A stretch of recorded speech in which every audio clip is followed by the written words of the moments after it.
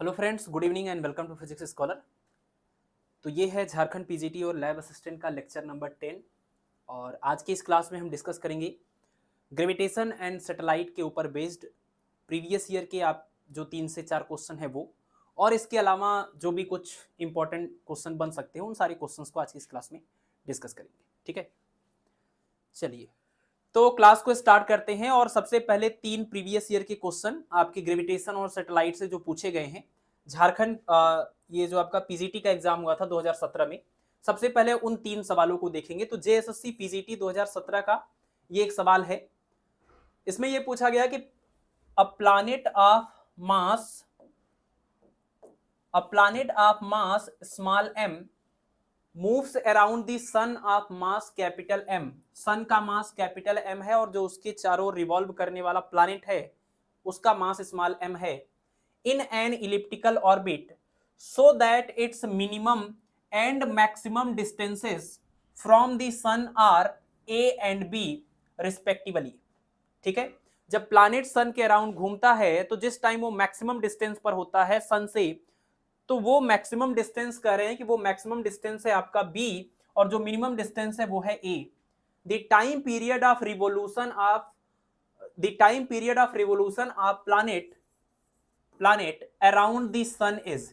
आपको प्लैनेट का सन के अराउंड जो टाइम लगेगा एक चक्कर लगाने में रिवोल्यूशन का, वो टाइम पीरियड आपको बताना है कि उसका एक्सप्रेशन इसमें से कौन होगा।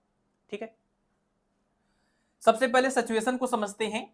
आपको पता है कि Kepler's law of planetary motion में सबसे पहले लॉ में, जिसका नाम था लॉ ऑफ ऑर्बिट या इलिप्टिकल ऑर्बिट, उसमें केपलर ने यह बताया कि कोई भी प्लैनेट सन के अराउंड एक इलिप्टिकल पाथ पर रिवॉल्व करता है और सन उस इलिप्टिकल पाथ के दोनों फोकस में से किसी एक फोकस पर लाई करता है। तो हम लोग जनरली यहां पर दिखा रहे थे, ये हुआ हमारा सन।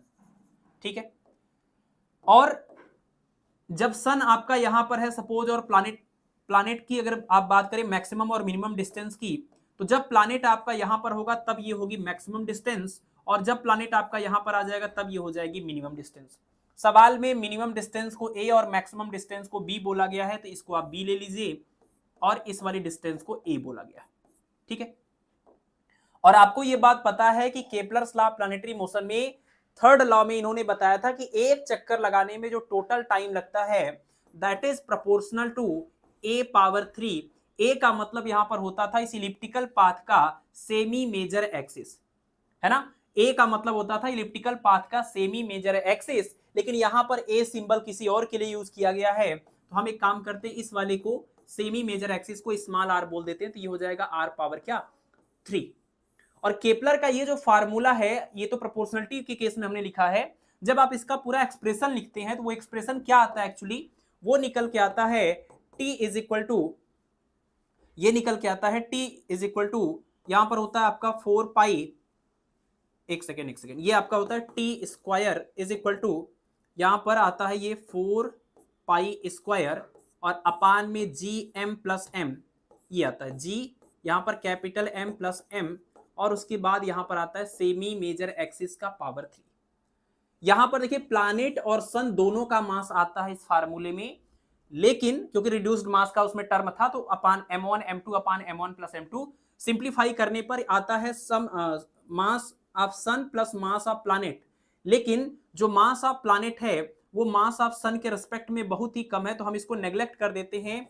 तो ये फार्मूला ऐसे लिखा जाता है T square equal to 4 pi square और अपान में ये जी एम और यहां पर ये r पावर 3।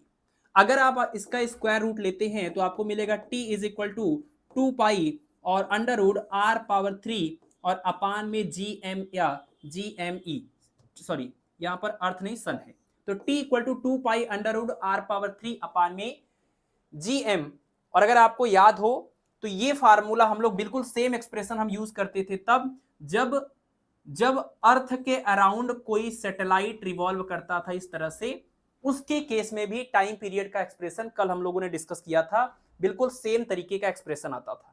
लेकिन यहां पर स्मॉल आर का मतलब क्या होता था, यहां स्मॉल आर का मतलब होता था इस अर्थ से इस प्लैनेट के बीच की ये टोटल डिस्टेंस, और यहां स्मॉल आर का क्या मतलब है, यहां पर है सेमी मेजर एक्सिस की लेंथ। ठीक है, तो आप ध्यान रखिएगा आज के बाद से कि दोनों ही केस में एक्सप्रेशन बिल्कुल सेम होते हैं, बिल्कुल एक जैसे होते हैं। यहां पर बस ये मास ऑफ सन यूज हो रहा है, यहां पर मास ऑफ अर्थ यूज हो रहा है। यहां पर आपका ये जो इस वाले केस में जो स्मॉल आर है वो है अर्थ के सेंटर और सैटेलाइट के बीच का डिस्टेंस, यानी कि आर ई प्लस एच आप इसको बोल सकते हैं। और यहां स्मॉल आर का मतलब है इलिप्टिकल पाथ का सेमी मेजर एक्सिस, लेकिन देखने में बिल्कुल एक ही जैसा है। ठीक है, तो कभी भी ये भूल जाए तो आप ये वाले फार्मूले को यूज करिएगा, लेकिन ये होगा आपका सेमी मेजर एक्सिस। तो सेमी मेजर एक्सिस आप यहां से निकाल करके इसमें रख दीजिए, आपका आंसर आ जाएगा। ठीक है, इसको हम हटा रहे हैं, सीधे आप यहीं से याद करिए इस चीज को, यही रिलेशन यहां पर दिख रहा है आपको। तो आप लिख सकते हैं t इज इक्वल टू 2 पाई और अंडर रूट यहां पर है सेमी मेजर एक्सिस की लेंथ और उसका पावर 3। और आप देखिए यहां से लेकर यहां तक की टोटल लेंथ है a प्लस बी, ये पूरी लेंथ है a प्लस बी, आधा करेंगे तब सेमी मेजर एक्सिस हो जाएगा, तो ये हो जाएगा आपका स्मॉल आर। तो जहां पर स्मॉल आर है वहां पर हम लिखेंगे a प्लस बी अपान 2 का होल पावर 3, तो जो अपान में 2 है वो 8 बन जाएगा और साथ में जी एम आ जाएगा, मास ऑफ सन है। और 8 को आप बाहर निकालेंगे तो देखिए 4 इंटू 2 है, 4 का स्क्वायर रूट, 2 बाहर निकलेगा, 2 से 2 कैंसिल, रूट 2 बचेगा यहाँ पर। ठीक है ना, और वही जो रूट 2 होगा उसको हम पाई के साथ लिख दें तो पाई बाय रूट 2, और यहाँ पर स्क्वायर रूट के अंदर आ जाएगा आपका a plus B whole power 3 और अपान में g into mass of sun. Mass of sun है, मास ऑफ अर्थ नहीं है, ये ध्यान रखना यहाँ पर। ठीक है, तो ये इसका फार्मूला हो जाएगा pi by root 2 a plus B whole power 3 upon G M, यानी ऑप्शन नंबर ए करेक्ट हो जाएगा इसका। नेक्स्ट है हमारा क्वेश्चन नंबर 2, और इसमें देखिए कह रहे हैं कि ये भी आपके एग्जाम में पूछा गया सवाल है। The greatest and the least velocities of a certain planet in its orbital around the sun are 30 kilometre per second and 29.2 kilometre per second respectively. The eccentricity of the orbit is. ठीक है, इसके लिए कल वाले class में एक छोटी सी mistake हो गई है, आप उसको ध्यान रख लीजिएगा, मैं यहीं पर एक्सप्लेन कर देता हूं, और अगर आपने नोट्स बना लिया होगा तो उसको थोड़ा इंप्रूव कर लीजिएगा। वहां पर जो सिंबल्स हमने यहां पर यूज किए हैं वो सिंबल्स के मतलब आंसर बिल्कुल ठीक है।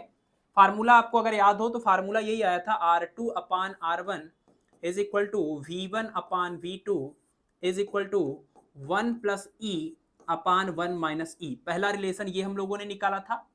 फिर इसमें हमने लगाया था कंपोनेंडो एंड डिविडेंडो रूल, जिसको हम योगांतरा अनुपात का नियम बोलते हैं। उस रूल के अकॉर्डिंग हम लोगों ने क्या किया था, माइनस किया था और अपान में प्लस किया था। तो इस यहाँ पर हमें मिला था R2 minus R1 upon R2 plus R1, यहाँ मिला था हमें V1 प्लस V2 और अपान में सॉरी V1 माइनस V2 और अपान में V1 plus V2 is equal to, यहाँ पर भी वही करेंगे, इन दोनों का डिफरेंस करेंगे तो 2e आएगा, फिर अपान में इन दोनों का सम करेंगे तो सिर्फ 2 आएगा और 2 से 2 कैंसिल होकर के e बन जाएगा। ये बन जाएगा आपका इक्वेशन नंबर 2। गलती यही हो गई है वहां पर कि जो R2 है उसको हमने मिनिमम शायद लिख दिया है, तो आप देखिएगा यहाँ पर R2 जो है वो मैक्सिमम लेंथ है। यहाँ जो हमने जिसको R1 माना था वो R2 होगा और जिसको हम R2 बोले थे वो R1 होगा, बस इतनी बात है। फार्मूला और बाकी चीजें बिल्कुल ठीक है। ठीक है, तो यहाँ पर जो R2 है वो है मैक्सिमम डिस्टेंस। ठीक है, और इसके करस्पॉन्डिंग अब जो आपको स्पीड मिलेगी वो हो जाएगी मिनिमम स्पीड, और R1 जो है वो आपका है minimum distance of planet from sun, और इस केस में जो स्पीड हो जाएगी वो क्या हो जाएगी, वो आपकी हो जाएगी मैक्सिमम, क्योंकि आपने कंजर्वेशन ऑफ एंगुलर मोमेंटम से एक रिलेशन और देखा था इन्हीं के बीच में, वो था V1 R1 is equal to V2 R2। तो ये 3 इक्वेशन आप याद रखें, इस तरह के सभी सवालों का आंसर आपको इनमें से कहीं ना कहीं जरूर मिल जाएगा। ठीक है, ये आया कैसे था, ये कंजर्वेशन ऑफ एंगुलर मोमेंटम से ये रिजल्ट आपको मिला हुआ था। ठीक है, यहां पर कहानी ये थी कि ये इलिप्टिकल पाथ था, यहां पर आपका सन था, और डिस्टेंस को जो हम लोग यहां पर रिप्रेजेंट करेंगे तो ये हो जाएगी आपकी maximum distance between planet and sun, अगर प्लैनेट यहां पर हो, और ये मिनिमम डिस्टेंस अगर प्लैनेट यहां पर है तो इसको हम बोलेंगे क्या, R1।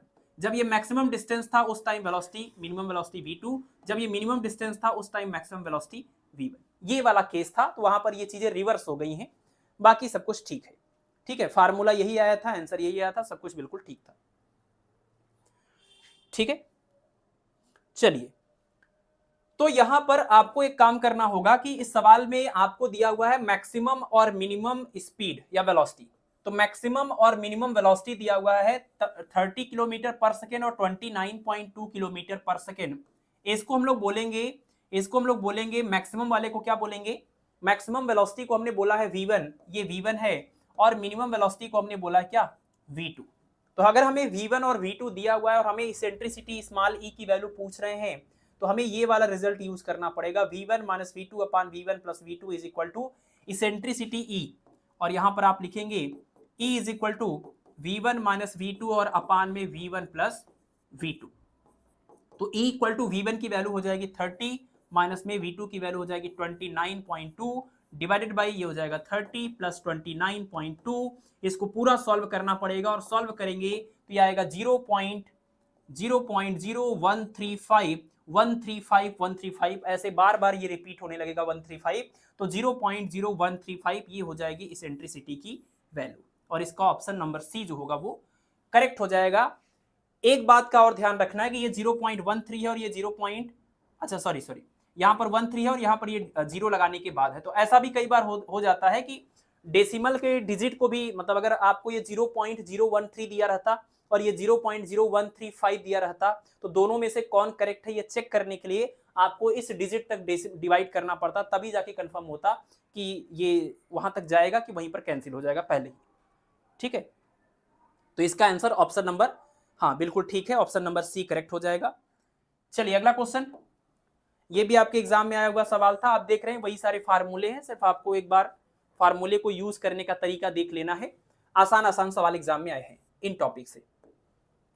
अब एक सवाल आप देख लीजिए, ये क्या है कि a satellite of mass small m is moving in an orbit of radius r, मतलब कोई एक सैटेलाइट है जो अर्थ के चारों ओर, यहां से ये आप मान लीजिए ये स्मॉल r, इस वाले रेडियस में अगर कोई सैटेलाइट जिसका मास है स्मॉल m, ये स्मॉल m, ये r रेडियस वाले ऑर्बिट में घूम रहा है around the earth of mass capital M, ये जो अर्थ है इसका मास दिया हुआ कैपिटल M। तो यहां पर r रेडियस वाले ऑर्बिट में ये सैटेलाइट आपका घूम रहा है, it's angular momentum about the centre of earth is, आपको इस अर्थ के सेंटर के अबाउट इसका एंगुलर मोमेंटम बताना है।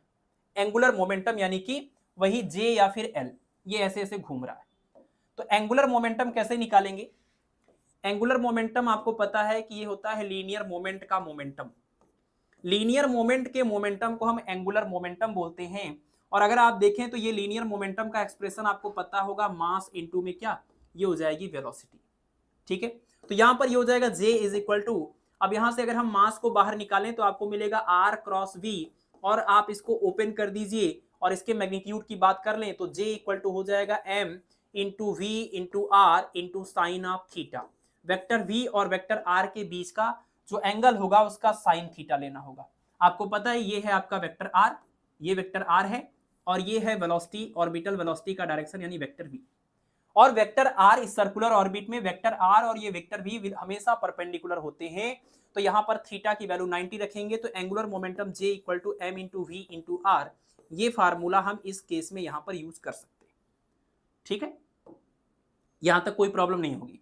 अभी आपने जो एंगुलर मोमेंटम निकाला ऐसा कोई ऑप्शन दिया नहीं है, तो ये ऐसा अगर कोई ऑप्शन नहीं दिया हुआ है तो आपको अपने एंगुलर मोमेंटम को इस फॉर्म में कन्वर्ट करना पड़ेगा, और कन्वर्ट करने के लिए हम वेलोसिटी के टर्म को, वेलोसिटी का ये जो ऑर्बिटल वेलोसिटी है इसका फार्मूला आपने देखा ही था, ये फार्मूला था √GME और अपान में इसके ऑर्बिट का रेडियस, है ना। कल अगर आपको याद हो हमने कहा था अगर कभी ये फार्मूला भूल भी जाए तो आपको क्या करना है, आपको इस सैटेलाइट का जो सेंट्रीपेटल फोर्स है उसको अर्थ और सैटेलाइट के बीच में लगने वाले ग्रेविटेशनल फोर्स के से इक्वल कर देना है। ऐसे GMEM और अपान में R square is equal to घूमने के लिए रिक्वायर्ड सेंट्रीपेटल फोर्स इसी ग्रेविटेशनल फोर्स से मिल रहा है, तो MV स्क्वायर अपान में R, ये इससे ये कैंसिल हो जाएगा, ये स्मॉल m से ये स्मॉल m कैंसिल हो जाएगा, तो GME upon R equal to V square, तो स्क्वायर रूट लेंगे तो आपको मिल जाएगा V equal to under root, ये हो जाएगा GM अपान में R, यही फार्मूला था। ठीक है, कभी भी भूल जाए तो आप ये काम कर सकते हो। तो और इसके बाद क्या है, बाहर है स्मॉल r, सॉरी ये तो हम फार्मूला लिख रहे थे, तो यहां पर आ जाइए J इक्वल टू हो जाएगा स्मॉल m मतलब मास ऑफ सैटेलाइट, V का मतलब हो जाएगा under root G mass of earth को स्मॉल m और ये रेडियस को स्मॉल r, और यहाँ बाहर लिखा हुआ है स्मॉल r। बस इसी को आप सिंप्लीफाई कर लीजिए, आंसर आ जाएगा। तो देख लीजिए ये कितना हो जाएगा, ये m अंदर जाके स्क्वायर बन जाएगा, तो ये हुआ GM और यहाँ पर स्मॉल m का स्क्वायर और अपान में r है, और ये r भी अंदर जाके स्क्वायर बनेगा, एक r से एक r कैंसिल, आपका आंसर आ गया एंगुलर मोमेंटम का GMM स्क्वायर और साथ में स्मॉल r। ठीक है, तो सैटेलाइट का अर्थ के अराउंड जो एंगुलर मोमेंटम आएगा इसके सेंटर के अराउंड वो आ जाएगा GM एम स्क्वायर आर, यानी ऑप्शन नंबर बी करेक्ट हो जाएगा इसका। हाँ ठीक है, चलिए। The total energy of a satellite going round the earth is, earth के चारों ओर घूमने वाले सैटेलाइट की टोटल जो एनर्जी होती है वो कितनी होती है। जैसे ये सैटेलाइट है, ये अर्थ के चारों ओर घूम रही है इस तरीके से, तो इसकी अगर हम टोटल एनर्जी की बात करें तो इसकी टोटल एनर्जी कितनी है। अगर मान लीजिए इसका हम रेडियस मान रहे हैं, क्या ऑर्बिट का रेडियस मान रहे हैं स्मॉल आर। आपने फार्मूला पढ़ रखा है, आपको याद अब करना पड़ेगा कि kinetic energy of satellite around the earth in moving in orbit R, इसका फार्मूला होता है माइनस में 1/2 G mass of earth, mass of planet, और अपान में रेडियस ऑफ द ऑर्बिट। और अगर ये आप ऑर्बिट का रेडियस स्मॉल आर ले रहे हैं, जिसको आप चाहे तो radius of earth plus height of the satellite from the surface of earth आप ये बोल सकते हैं, that is small R equal to आप आर ई प्लस एच भी बोल सकते हैं। अगर अर्थ के सरफेस के बहुत ही नजदीक है तो ऐसे में आप small R equal to R E भी बोल सकते हैं, है ना। और ऐसे केस में इसकी स्पीड निकल के आती है लगभग 8 किलोमीटर पर सेकेंड।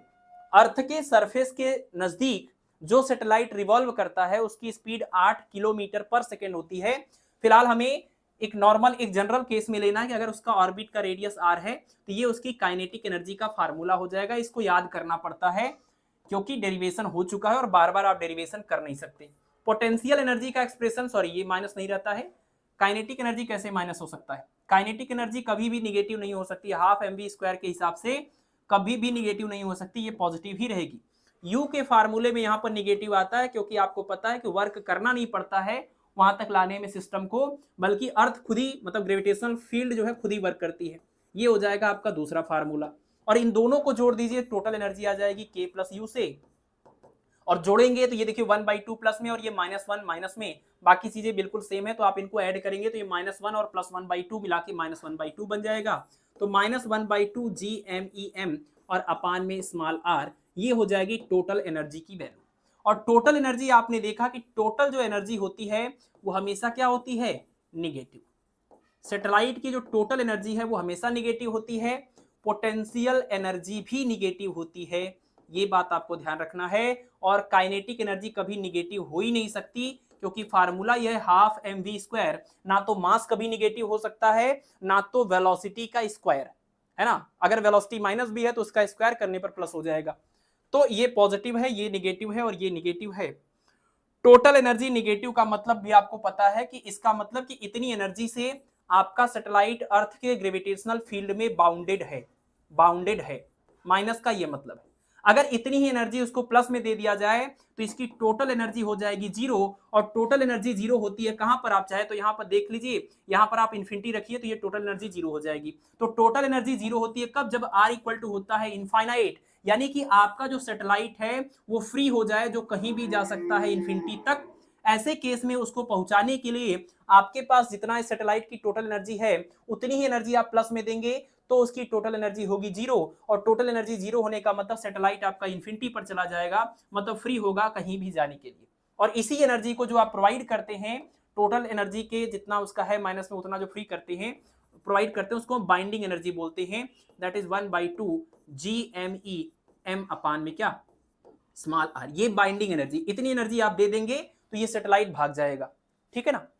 तो इसका आंसर हो जाएगा कि आपसे पूछा गया था टोटल एनर्जी की बात, तो टोटल एनर्जी हमेशा नेगेटिव होती है। इसका मतलब जो सैटेलाइट है वो ग्रेविटेशनल फील्ड के अंदर बाउंडेड है, ठीक है ना। चलिए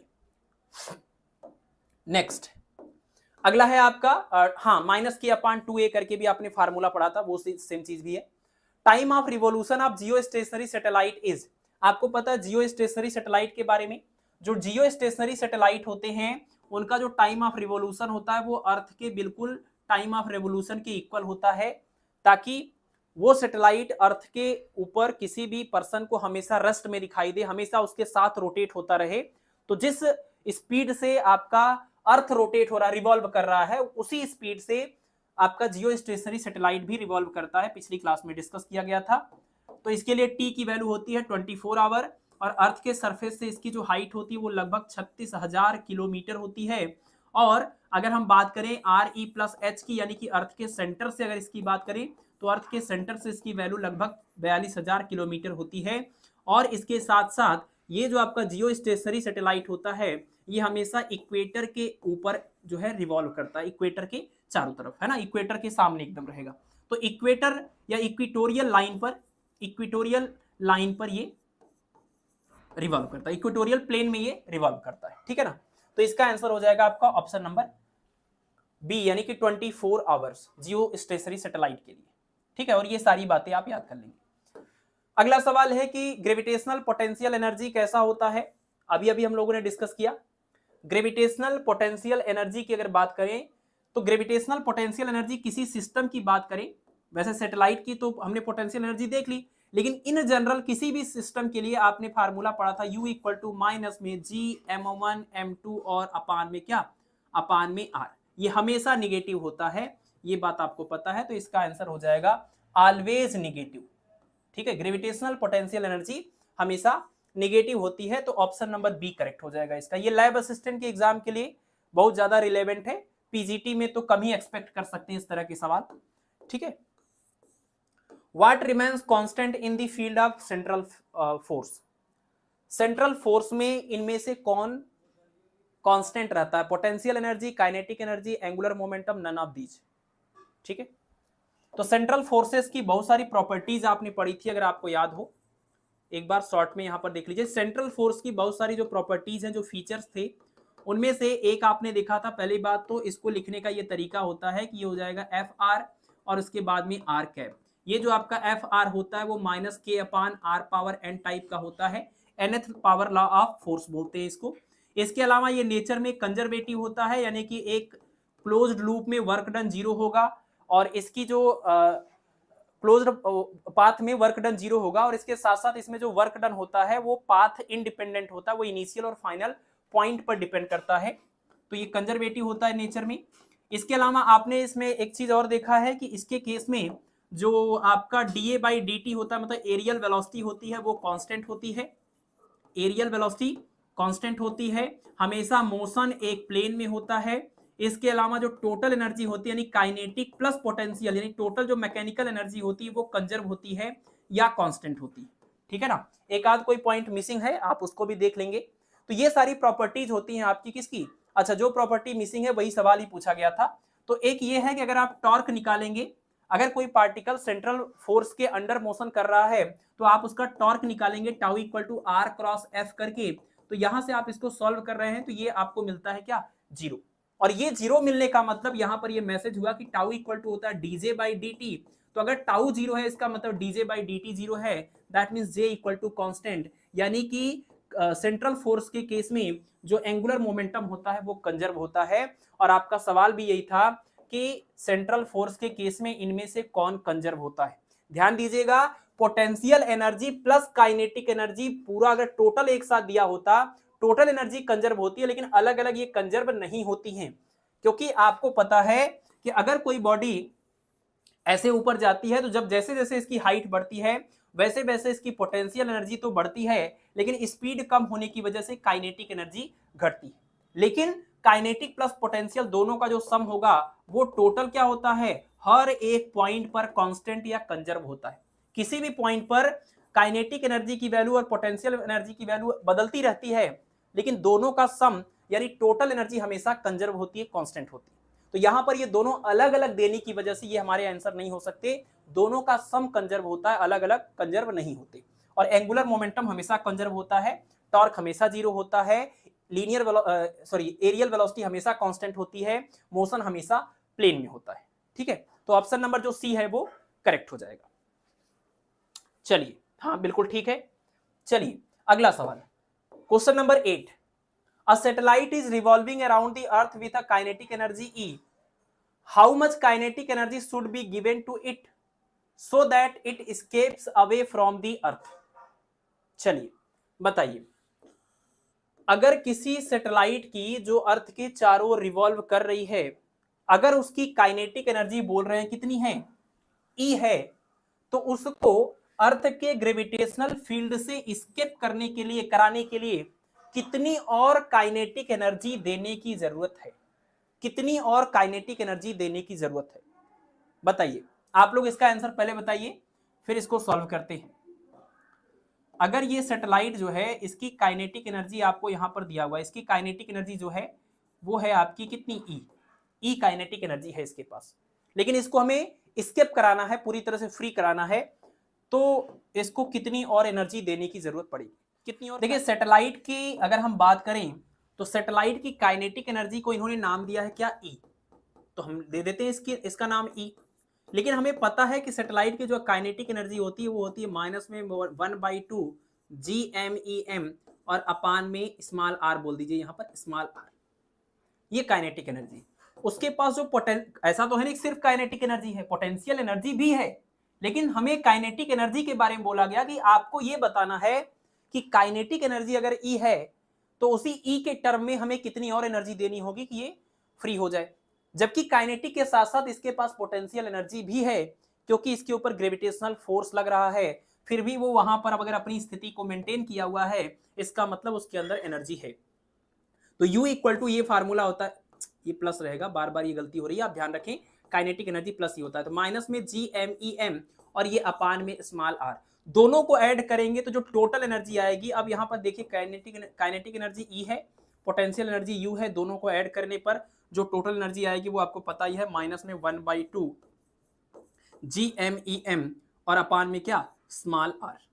ठीक है, इसका मतलब ये कि टोटल एनर्जी जो आपको दिख रही है वो टोटल एनर्जी उतनी ही है जितनी की उसकी काइनेटिक एनर्जी की वैल्यू है, बस वो माइनस में है। यानी इस सैटेलाइट के पास total energy minus of kinetic energy के इक्वल है। तो आप बताइए कितना और एनर्जी देने की ये फ्री हो जाए, यानी इन्फिनिटी पर चला जाए, यानी टोटल एनर्जी 0 हो जाए। तो अगर इसके पास इस टाइम टोटल एनर्जी है minus of kinetic energy E, तो इसको अगर आप इतना ही और दे देंगे प्लस में, तो टोटल एनर्जी हो जाएगी 0 और ये चली जाएगी इन्फिनिटी पर, यानी कि फ्री हो जाएगी। यानी इसको आपको कितनी एनर्जी देनी होगी, माइनस ऑफ ई इसके पास है तो प्लस ऑफ ई देना होगा, यानी कि जितनी काइनेटिक एनर्जी थी उतनी ही एनर्जी देनी होगी, तब जाके इसकी टोटल एनर्जी हो जाएगी क्या, 0, यानी कि ये फ्री हो जाएगी। ठीक है ना, हाँ बिल्कुल, काइनेटिक एनर्जी कभी भी निगेटिव नहीं होती, ये हम गलती से माइनस कर दिया था यहां पर, तो इस बात का ध्यान रखेंगे। ठीक है, तो बिल्कुल काइनेटिक एनर्जी की वैल्यू जो होती है उतनी ही वैल्यू आपको देनी होगी और तब जाकर के ये इन्फिनिटी पर चला जाएगा। तो इसका answer option number C correct हो जाएगा। चलिए अगला सवाल, क्वेश्चन नंबर 9। चलिए क्वेश्चन नंबर 9, ये तो कल क्लास में भी हुआ था, लेकिन अगर आपने थियरी नहीं पढ़ा हुआ है तो आप इसको देख लीजिए, और अगर आपने पढ़ा हुआ है तो इसको अब आप याद हो जाएगा आपको कि पॉजिट्रॉनियम क्या होता है। तो कल हमने आपको डिस्कस किया था पॉजिट्रॉनियम। पॉजिट्रॉन क्या होता है, इलेक्ट्रॉन के एंटी पार्टिकल को हम पॉजिट्रॉन बोलते हैं, और पॉजिट्रॉन और इलेक्ट्रॉन के टेम्पोररी कॉम्बिनेशन को हम लोग बोलते हैं क्या, पॉजिट्रॉनियम। और ये पॉजिट्रॉन जो है वो इलेक्ट्रॉन का एंटी पार्टिकल है, तो इसका मतलब इनके मासेस बिल्कुल सेम होते हैं। ठीक है, लेकिन चार्ज इसके पास माइनस में ई होता है और इसके पास प्लस में ई होता है, क्योंकि ये एंटी पार्टिकल है इसका। ठीक है ना, तो अगर हम इनका निकालें क्या, रिड्यूस्ड मास, तो रिड्यूस्ड मास का फार्मूला होता है mu is equal to m1 m2 upon m1 plus m2। तो यहां पर हम दोनों के मासेस को बिल्कुल सेम ले रहे हैं और दोनों के मासेस आपस में बराबर हैं, तो इसके मास को हम इसके मास के बराबर यानी मास ऑफ इलेक्ट्रॉन के रूप में लिखें। तो ये भी मास ऑफ इलेक्ट्रॉन, दूसरा वाला भी मास ऑफ इलेक्ट्रॉन, ये भी मास ऑफ इलेक्ट्रॉन, ये भी मास ऑफ इलेक्ट्रॉन, मतलब पॉजिट्रॉन के मास को भी हम इलेक्ट्रॉन के मास के इक्वल लिख रहे हैं। तो यहाँ पर हो जाएगा मास ऑफ इलेक्ट्रॉन स्क्वायर और अपान में 2 times of mass of electron, इससे ये कैंसिल हो जाएगा। कुल मिला के मास ऑफ इलेक्ट्रॉन के आधे मास के बराबर इनका रिड्यूस्ड मास आ जाएगा, ऑप्शन नंबर सी करेक्ट हो जाएगा। ठीक है, ठीक है, तो ये बहुत ही इंपॉर्टेंट सवालों में से एक है, कल भी इसको डिस्कस किया गया था और आज इसलिए सवाल में भी रख दिया। तो ये आप ध्यान रखिएगा कि पॉजिट्रॉनियम होता क्या है, अगर इतना पता रहेगा तो ये कभी भी आप कैलकुलेट कर लेंगे। चलिए अगले सवाल की तरफ चलते हैं, क्वेश्चन नंबर 10, जिसमें ये पूछ रहे हैं, हाँ ये सवाल देखिए, ध्यान से देखिए इसको। The vector distance vector R and angular momentum vector J of a planet relative to the sun under gravitational force are perpendicular to each other, may be at different angle to pi by 2, are along the same direction, makes an angle pi with each other।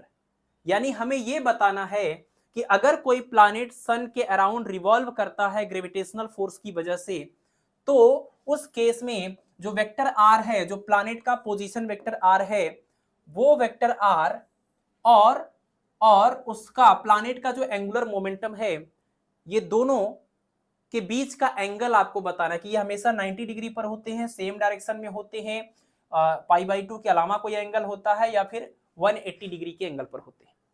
ठीक है, अब आप देखिए ये सवाल को आपने, इसको मैं सॉल्व भी कर रहा हूं यहां पर, कि आपने ये पढ़ा हुआ था सेंट्रल फोर्सेस के प्रॉपर्टीज में कि सेंट्रल फोर्स के अंडर अगर कोई ऑब्जेक्ट या पार्टिकल मोशन कर रहा है तो वो हमेशा एक प्लेन में मोशन करता है, वो हमेशा एक प्लेन में मोशन करता है अगर वो सेंट्रल फोर्स के अंडर मोशन कर रहा है तो।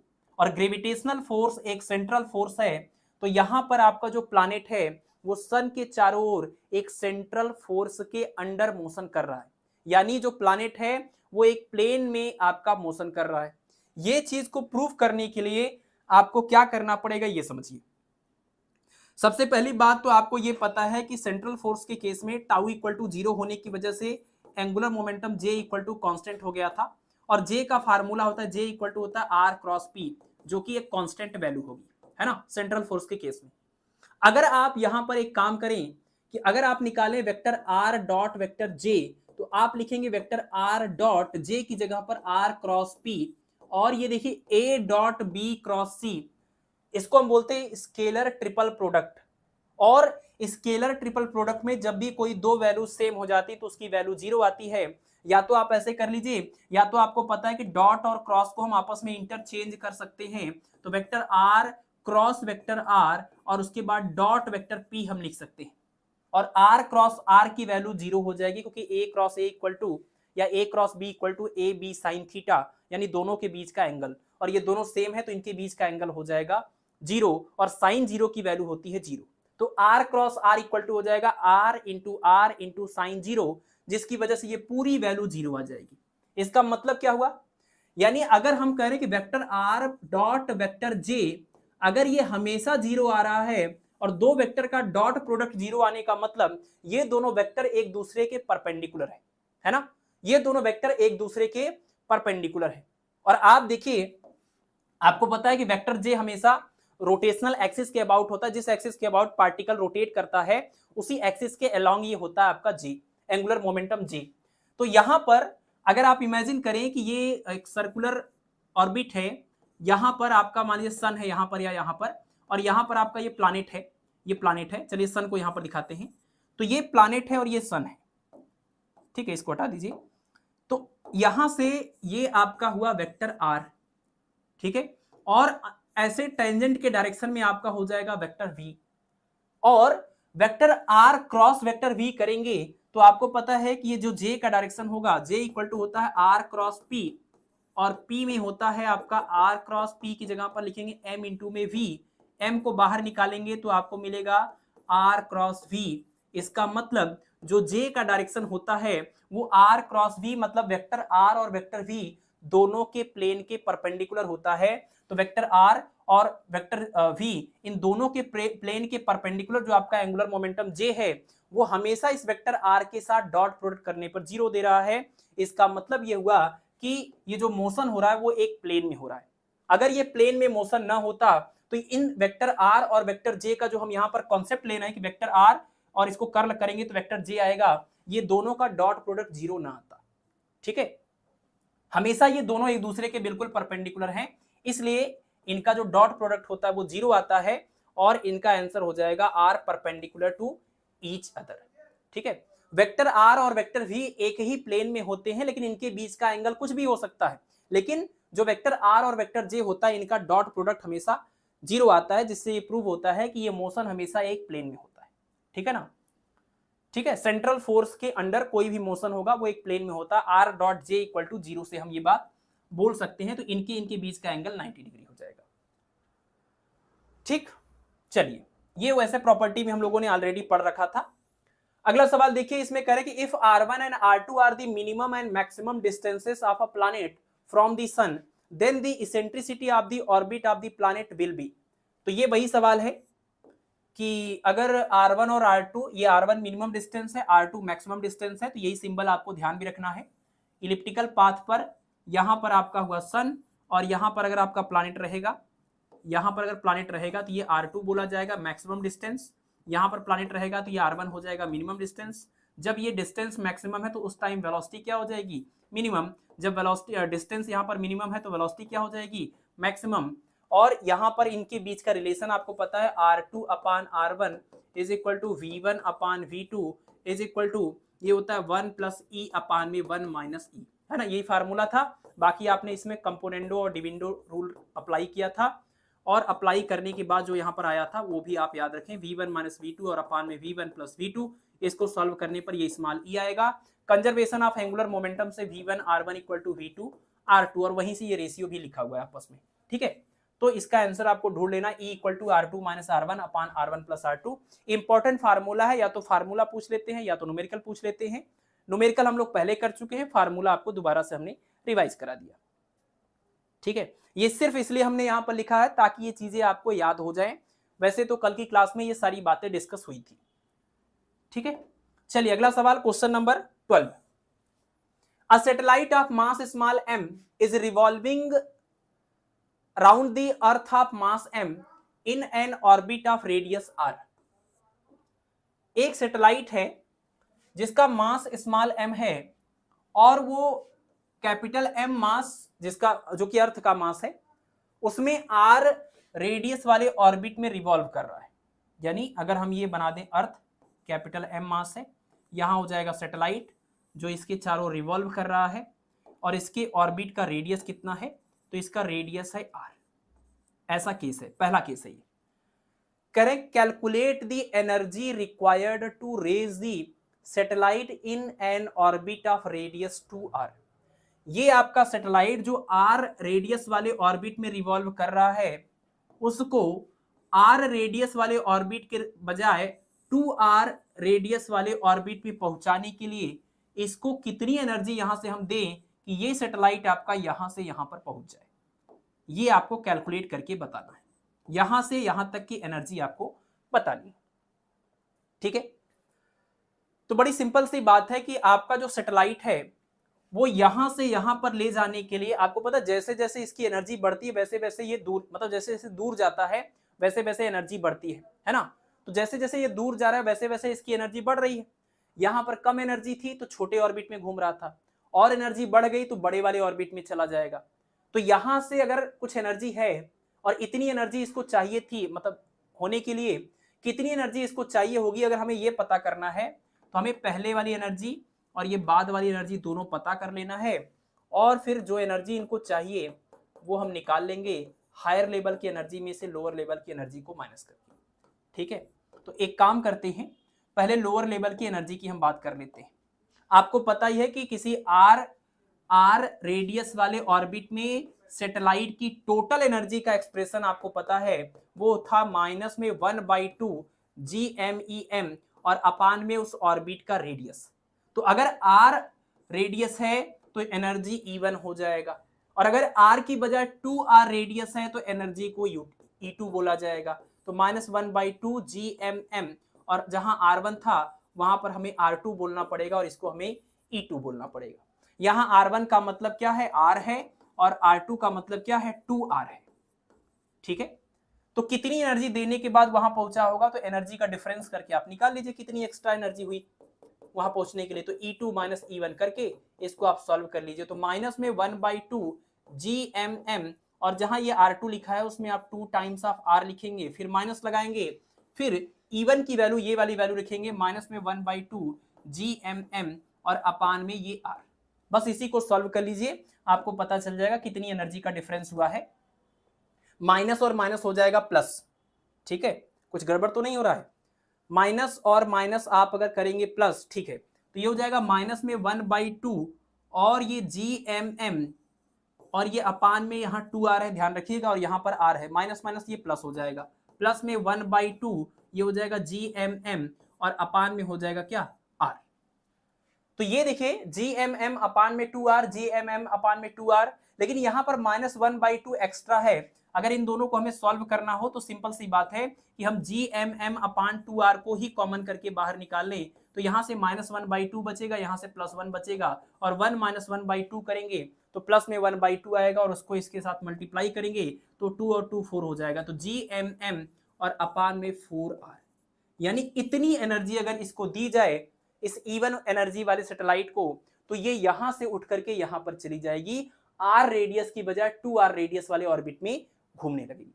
ठीक है ना, तो जो रिक्वायर्ड एनर्जी है यहां से यहां जाने के लिए वो है GMM अपान में 4R, यानी ऑप्शन नंबर ए करेक्ट हो।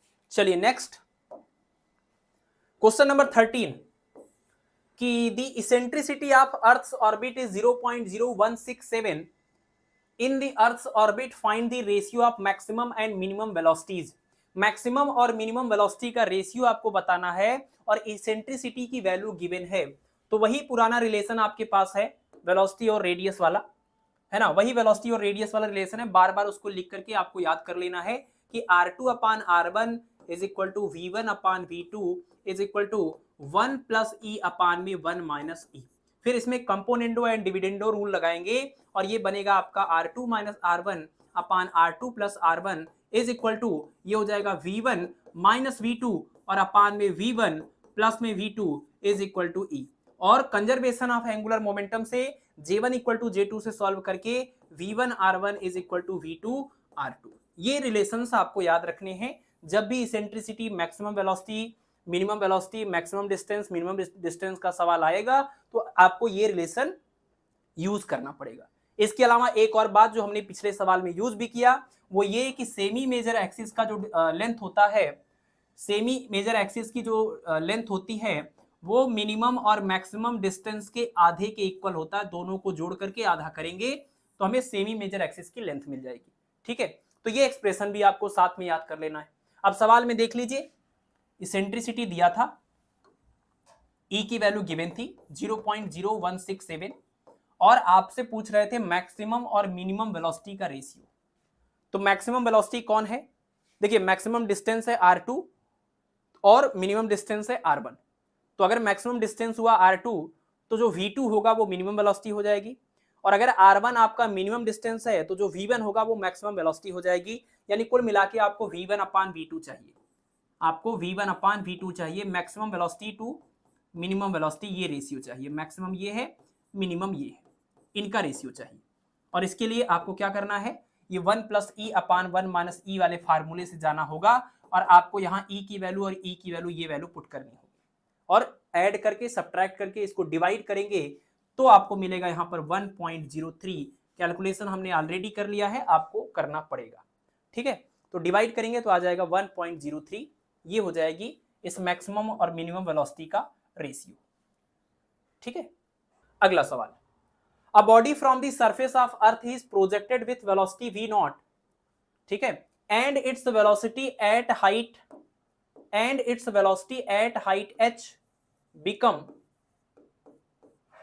becomes v0, then sorry v0 नहीं, यहां पर v होगा v, then which relation is correct। अगर अर्थ के सरफेस पर किसी पार्टिकल की वेलोसिटी कर रहे हैं कि v0 है, h हाइट पर जाने के बाद उसकी वेलोसिटी अगर v हो गई तो इस v और v0 के बीच में कौन सा रिलेशन करेक्ट है ये आपको बताना है। ठीक है, ठीक है, अब देखिए, अगर अर्थ के सरफेस पर ये जो भी पार्टिकल था उसके पास कुछ वेलोसिटी थी और उसके पास इस पोजीशन की वजह से कुछ पोटेंशियल एनर्जी होगी। वेलोसिटी की वजह से काइनेटिक एनर्जी और पोजीशन की वजह से पोटेंशियल एनर्जी। एच हाइट पर जाने के बाद वेलोसिटी की वजह से काइनेटिक एनर्जी और हाइट की वजह से पोटेंशियल एनर्जी होगी, है ना। तो आपको करना क्या है, इसको अगर हम पॉइंट O बोल दें और इसको हम पॉइंट P बोल दें, इन दोनों पॉइंट पर आपको कंजर्वेशन ऑफ एनर्जी यूज करना है। ठीक है, यहां पर आपको यूज करना है कंजर्वेशन ऑफ मैकेनिकल एनर्जी। तो कंजर्वेशन ऑफ एनर्जी के बेसिस पर दोनों ही पॉइंट पर जो टोटल एनर्जी होगी उसको आप इक्वेट कर लीजिए, क्योंकि सेंट्रल फोर्स के केस में टोटल एनर्जी या मैकेनिकल एनर्जी कंजर्व होती है। तो हम लिख सकते हैं K1 plus U1 is equal to K2 plus U2। ठीक है, अब K1 की बात करें तो K1 यानी कि अर्थ के सरफेस पर जब पार्टिकल की वेलोसिटी v थी तो उसकी काइनेटिक एनर्जी हो जाएगी half into mass into velocity का स्क्वायर, v0 का स्क्वायर, प्लस यहाँ पर U1 की बात करें तो यहाँ पर ये जो आपका पार्टिकल है उसका मास स्मॉल m है और अर्थ का मास m है, तो दोनों के सेंटर के बीच की जो डिस्टेंस है वो रेडियस के बराबर हो जाएगी, है ना, रेडियस के बराबर हो जाएगी। तो हम रेडियस, अर्थ के रेडियस को यहाँ कैपिटल आर बोला गया है तो आर लिख लेंगे। तो यू इक्वल टू, ये फार्मूला होता है माइनस में जी m1 m2 अपान आर। तो m1 मतलब मास ऑफ अर्थ और m2 मतलब मास ऑफ द पार्टिकल, और r मतलब दोनों पार्टिकल्स के बीच का डिस्टेंस यानी कि रेडियस ऑफ अर्थ जो कि सरफेस पर रखा हुआ है, इज इक्वल टू यहां पर हो जाएगा 1/2 इंटू मास इंटू वेलोसिटी का स्क्वायर, और प्लस पोटेंशियल एनर्जी का यही फार्मूला होगा, लेकिन अब पार्टिकल्स के बीच का डिस्टेंस जो होगा उसमें h जुड़ जाएगा, तो ये हो जाएगा माइनस में GMM, और अपान जहां r होता था वहां r प्लस h हो जाएगा। ठीक है ना, r प्लस h हो जाएगा। बस इसी को सॉल्व कर लीजिए, और करना क्या होगा कि v और v नॉट की बात है तो ठीक है, हम इसको अगर इधर ले आए और या तो इसको उधर ले जाइए तो आपका हो जाएगा 1/2 mv स्क्वायर माइनस में 1/2 mv naught square is equal to, ये उधर जाके माइनस हुआ और ये इधर आके हो जाएगा प्लस, क्या मिलेगा GMM, और अपान में r प्लस h, ये प्लस हो जाएगा और ये ऑलरेडी माइनस था GMM और अपान में r। बस इसी को सॉल्व कर लीजिए और देखिए small m small m small m small m cancel हो गया, और इसमें से जो 2 था वो 2 भी उधर चला जाएगा, तो मिल जाएगा v स्क्वायर माइनस में v naught square is equal to 2 times यहां पर भी 2 टाइम्स यहां पर भी, तो 2 को बाहर ही रहने देते हैं और इसको सॉल्व कर लेते हैं। r प्लस h और r का LCM r into r plus h, इससे इसको डिवाइड किया, कैंसिल हुआ, r से मल्टीप्लाई किया तो ये हो जाएगा gm इंटू में r, माइनस माइनस इससे मल्टीप्लाई किया ये मिला, डिवाइड किया ये मिला, तो ये बचा और इसको आप मल्टीप्लाई करेंगे माइनस gm, और यहां हो जाएगा r प्लस क्या h।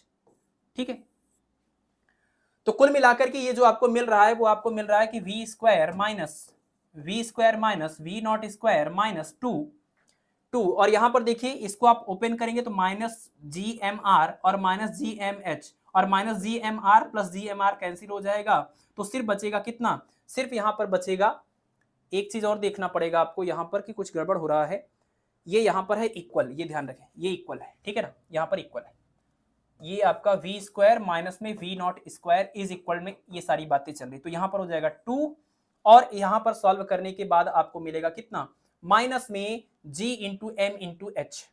ठीक है, माइनस में g इंटू एम इंटू में h, आप देखते रहिए कोई कैलकुलेशन में मिस्टेक हो सकती है, यहां पर r हो जाएगा और यहां पर r प्लस h। ठीक है, यहां तक कोई दिक्कत नहीं। अब इसके बाद एक काम करेंगे हम लोग कि यहां से आप इसको सिंप्लीफाई करने के लिए एक काम कर सकते हैं, इसमें से आप ले लीजिए कॉमन, यहां पर हर बार देखिए h बाई आर टाइप का लिखा हुआ, तो आप यहां से r को कॉमन ले लीजिए, r को जैसे ही कॉमन लेंगे और इसको आपको उधर भी ले जाना पड़ेगा, तो v स्क्वायर इक्वल टू हो जाएगा v नॉट का स्क्वायर माइनस में 2, और देखिए माइनस में ये उधर जाके प्लस हुआ और ये माइनस में 2, और देखिए g कैपिटल M H, और यहां से जब हमने r को कॉमन लिया तो ये r स्क्वायर हुआ, ब्रैकेट में 1 प्लस h अपान r हो जाएगा। ठीक है, और gm अपान r स्क्वायर, gm अपान r स्क्वायर की अगर हम बात करें तो आपने फार्मूला पढ़ा हुआ है कि अर्थ के सरफेस पर acceleration due to gravity g equal to g into mass of earth और अपान में रेडियस ऑफ अर्थ का स्क्वायर। स्मॉल g और कैपिटल G के बीच का ये रिलेशन है, तो इस पूरे पार्ट को हम स्मॉल g बोल सकते हैं, तो हमारा रिजल्ट यहां से लिखा जा सकता है v square equal to v naught square minus 2, और यहां पर ये और ये मिलकर के स्मॉल g और उसके बाद h और अपान में 1 प्लस h अपान क्या r e या फिर r, तो v square equal to v naught square minus 2gh अपान 1 प्लस h अपान r, ऑप्शन नंबर बी इसका करेक्ट हो जाएगा। गलती से हमने जो ऑप्शन लगाया है वो बी नहीं है, वो ए होगा ना, हमारा v स्क्वायर इस साइड है और v नॉट स्क्वायर इस साइड है, बिल्कुल ठीक कहा आपने, ये नहीं होगा आंसर, ये रिवर्स हो गया। यहां पर देखिए v square is equal to v naught square है ना, तो यहां पर तो ये उल्टा हो गया, तो v square equal to v naught square और माइनस में 2gh अपान में 1 प्लस h अपान r, ये वाला आंसर करेक्ट होगा। ठीक है, जो आया है वो तो ठीक आया है, ऑप्शन देख लीजिए, ऑप्शन आपका पहला वाला मैच कर रहा है ये। नेक्स्ट अगला क्वेश्चन हमारा देखिए 15 नंबर क्वेश्चन, अभी 10 क्वेश्चन है टोटल। तो क्वेश्चन नंबर 15 ये पूछा गया है कि a planet of mass small m moves around the son of mass capital M in an elliptical orbit. मतलब स्मॉल m मास का कोई प्लैनेट है जो सन के अराउंड घूम रहा है, सन का मास दिया हुआ कैपिटल M। मैक्सिमम और मिनिमम डिस्टेंस जो प्लैनेट का है सन से वो है r1 और r2। ठीक है, यहां थोड़ा उल्टा इन्होंने एज्यूम किया है, लेकिन आप अपने दिमाग में वही रखिएगा कि मैक्सिमम के लिए r2 और मिनिमम के लिए r1। यहां पर इन्होंने बोला कि मैक्सिमम पहले यानी r1 और मिनिमम बाद में यानी कि r2। ठीक है, the time period of the planet is proportional to, अब देखिए आपको पता है कि इलिप्टिकल ऑर्बिट में जब प्लैनेट सन के अराउंड रिवॉल्व करता है, ये आपका सन हो गया, और मान लीजिए कि आपका प्लैनेट किसी टाइम पर यहां पर है और किसी टाइम पर यहां पर है। तो जब ये मैक्सिमम डिस्टेंस है तो सवाल में इसको अब बोला गया R1, लेकिन आपको अपने फार्मूले में R2 से याद रखना, और मिनिमम को इन्होंने बोला R2। तो आपको ये बताना कि ये प्लैनेट यहां पर जो टाइम लगाएगा घूमने में, रिवॉल्व करने में, वो किसके प्रोपोर्शनल होगा। तो आपने ये फार्मूला पढ़ा, ये है T प्रोपोर्शनल टू A⁻3। सीधे सीधे आप इसी एक्सप्रेशन को यूज करिए, एग्जैक्ट एक्सप्रेशन लिखने की जरूरत है नहीं, केपलर के तीसरे नियम से। और केपलर का ये जो तीसरा रूल है उसमें जो ए है वो है semi major axis. Semi major axis, और सेमी मेजर एक्सिस का मतलब यही हुआ, सेमी मेजर एक्सिस का मतलब यही हुआ कि इस पूरी डिस्टेंस का बिल्कुल आधा कर देंगे। तो पूरी डिस्टेंस हो जाएगी R1 + R2 और उसका आधा कर देंगे, ये हो जाएगा सेमी मेजर एक्सिस। तो ये period of revolution T² proportional to A⁻3 यानी R1 + R2/2 का होल पावर क्या 3 हो जाएगा।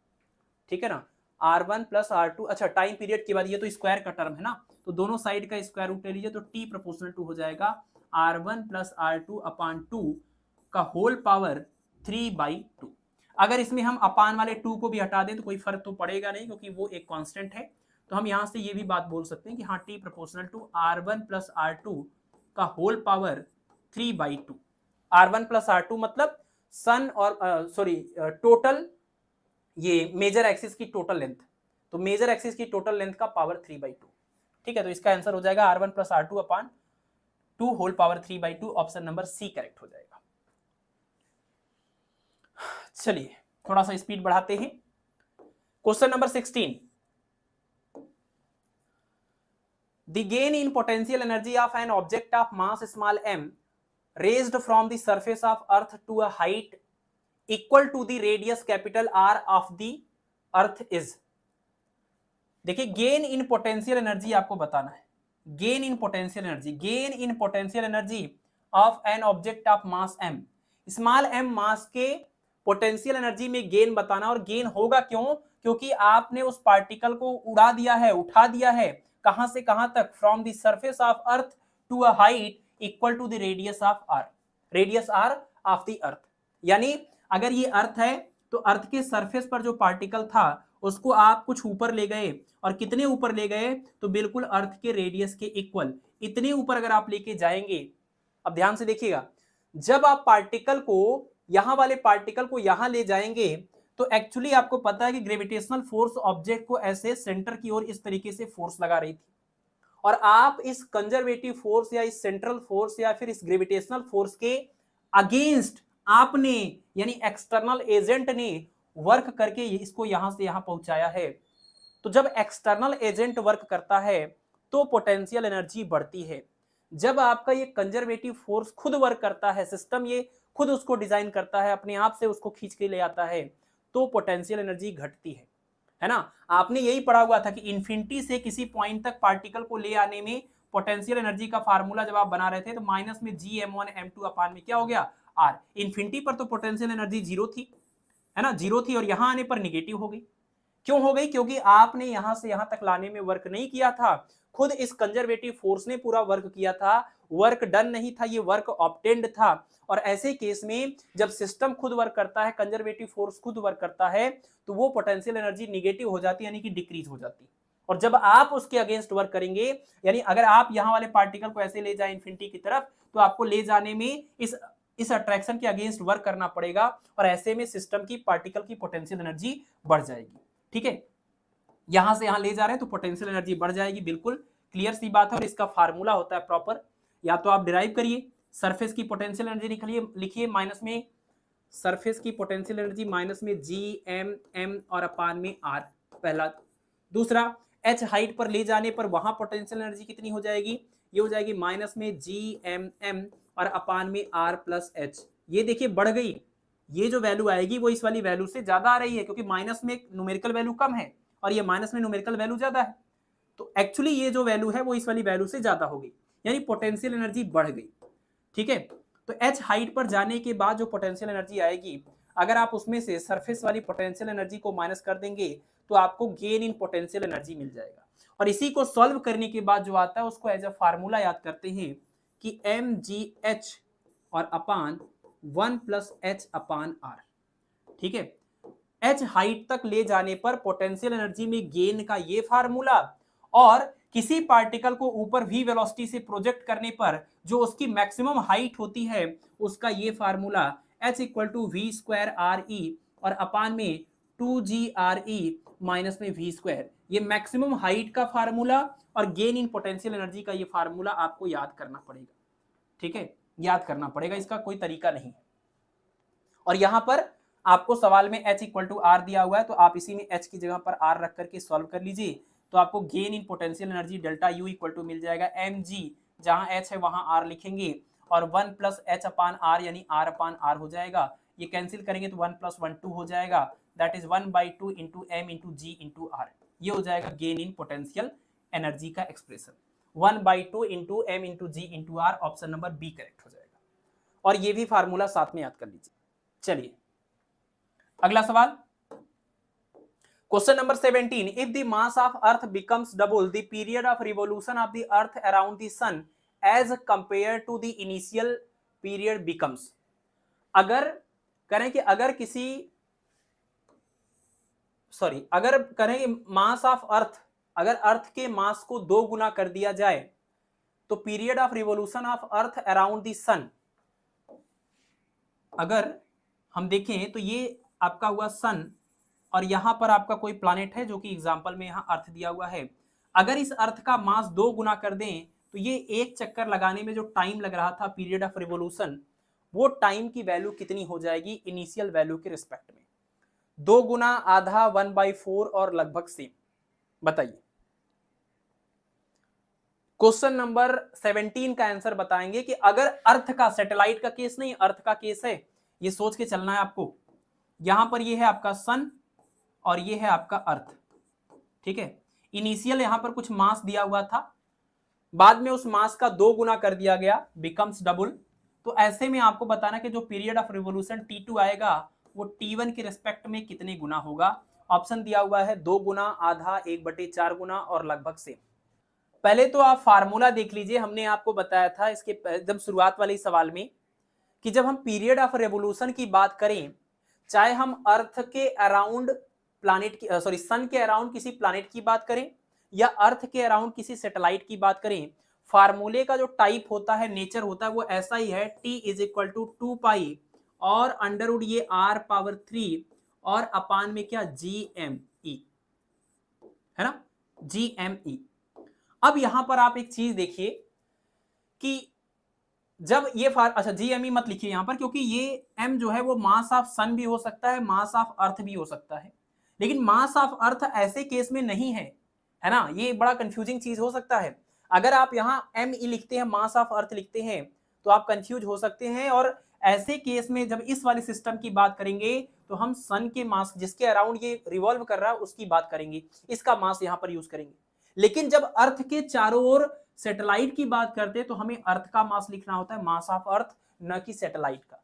तो जिसके अराउंड यहां पर रिवॉल्यूशन हो रहा है हमें उसका मास लिखना है।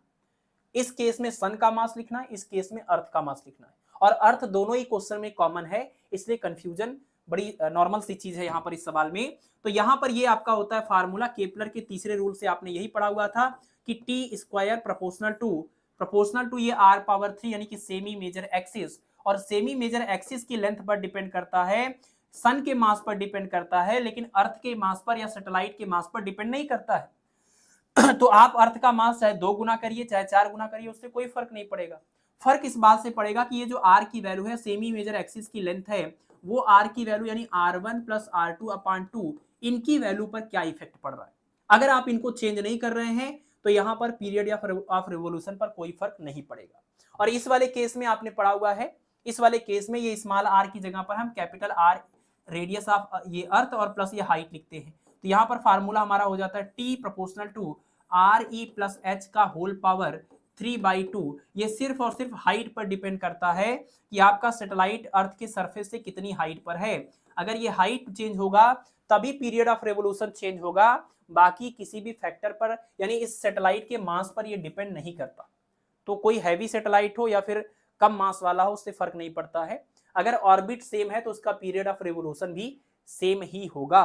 इसलिए इस क्वेश्चन का आंसर हो जाएगा, अब यहाँ सेम तो दिया नहीं था तो अप्रोक्सीमेटली सेम हो जाएगा, ठीक है, अप्रोक्सीमेटली सेम हो जाएगा, क्योंकि ये मास पर डिपेंड करता नहीं, बिल्कुल सही बात है, मास पर डिपेंड इस यहां पर अर्थ के मास पर डिपेंड नहीं करता और यहां पर इस सैटेलाइट के मास पर डिपेंड नहीं करता, तो इनके मासेस से कोई फर्क नहीं पड़ेगा, ठीक है। थोड़ा कंफ्यूजिंग है क्योंकि इस तरह का डाटा दिया हुआ है और इस तरह के ऑप्शन दिए हुए हैं, तो कई बार हमें ये लगता है कि अगर वैल्यू कुछ दिया हुआ है तो मतलब कैलकुलेट करने के लिए दिया गया होगा, है ना, कुछ अगर दिया हुआ है तो इसका मतलब हम लोग जबरदस्ती का भी कैलकुलेशन कई बार करते हैं, तो ऐसी जगहों पर ये सवाल खतरनाक हो जाता है।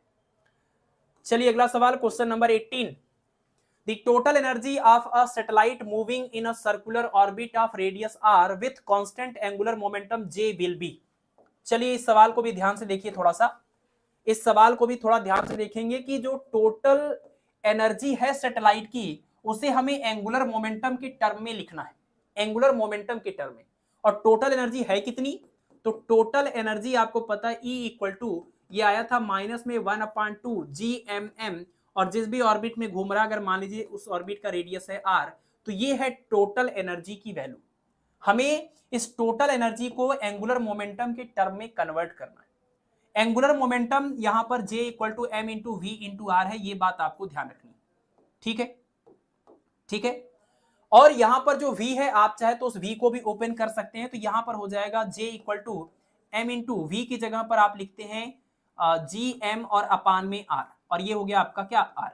इसका आप चाहे तो स्क्वायर कर लीजिए, तो स्क्वायर करेंगे तो ये हो जाएगा M स्क्वायर, और ये हो जाएगा आपका G स्क्वायर, सॉरी ये रूट में था ना, पूरा रूट में था, तो स्क्वायर करेंगे तो रूट हट जाएगा, तो ये हो जाएगा GM, और यहाँ पर ये आपका बन जाएगा क्या, ये बन जाएगा R का स्क्वायर, और ये अपान में हो जाएगा R, एक R से एक R को हम कैंसिल कर लेंगे, तो ये आपका मिल जाएगा J square equal to small m का स्क्वायर और G कैपिटल M और स्मॉल r, ठीक है।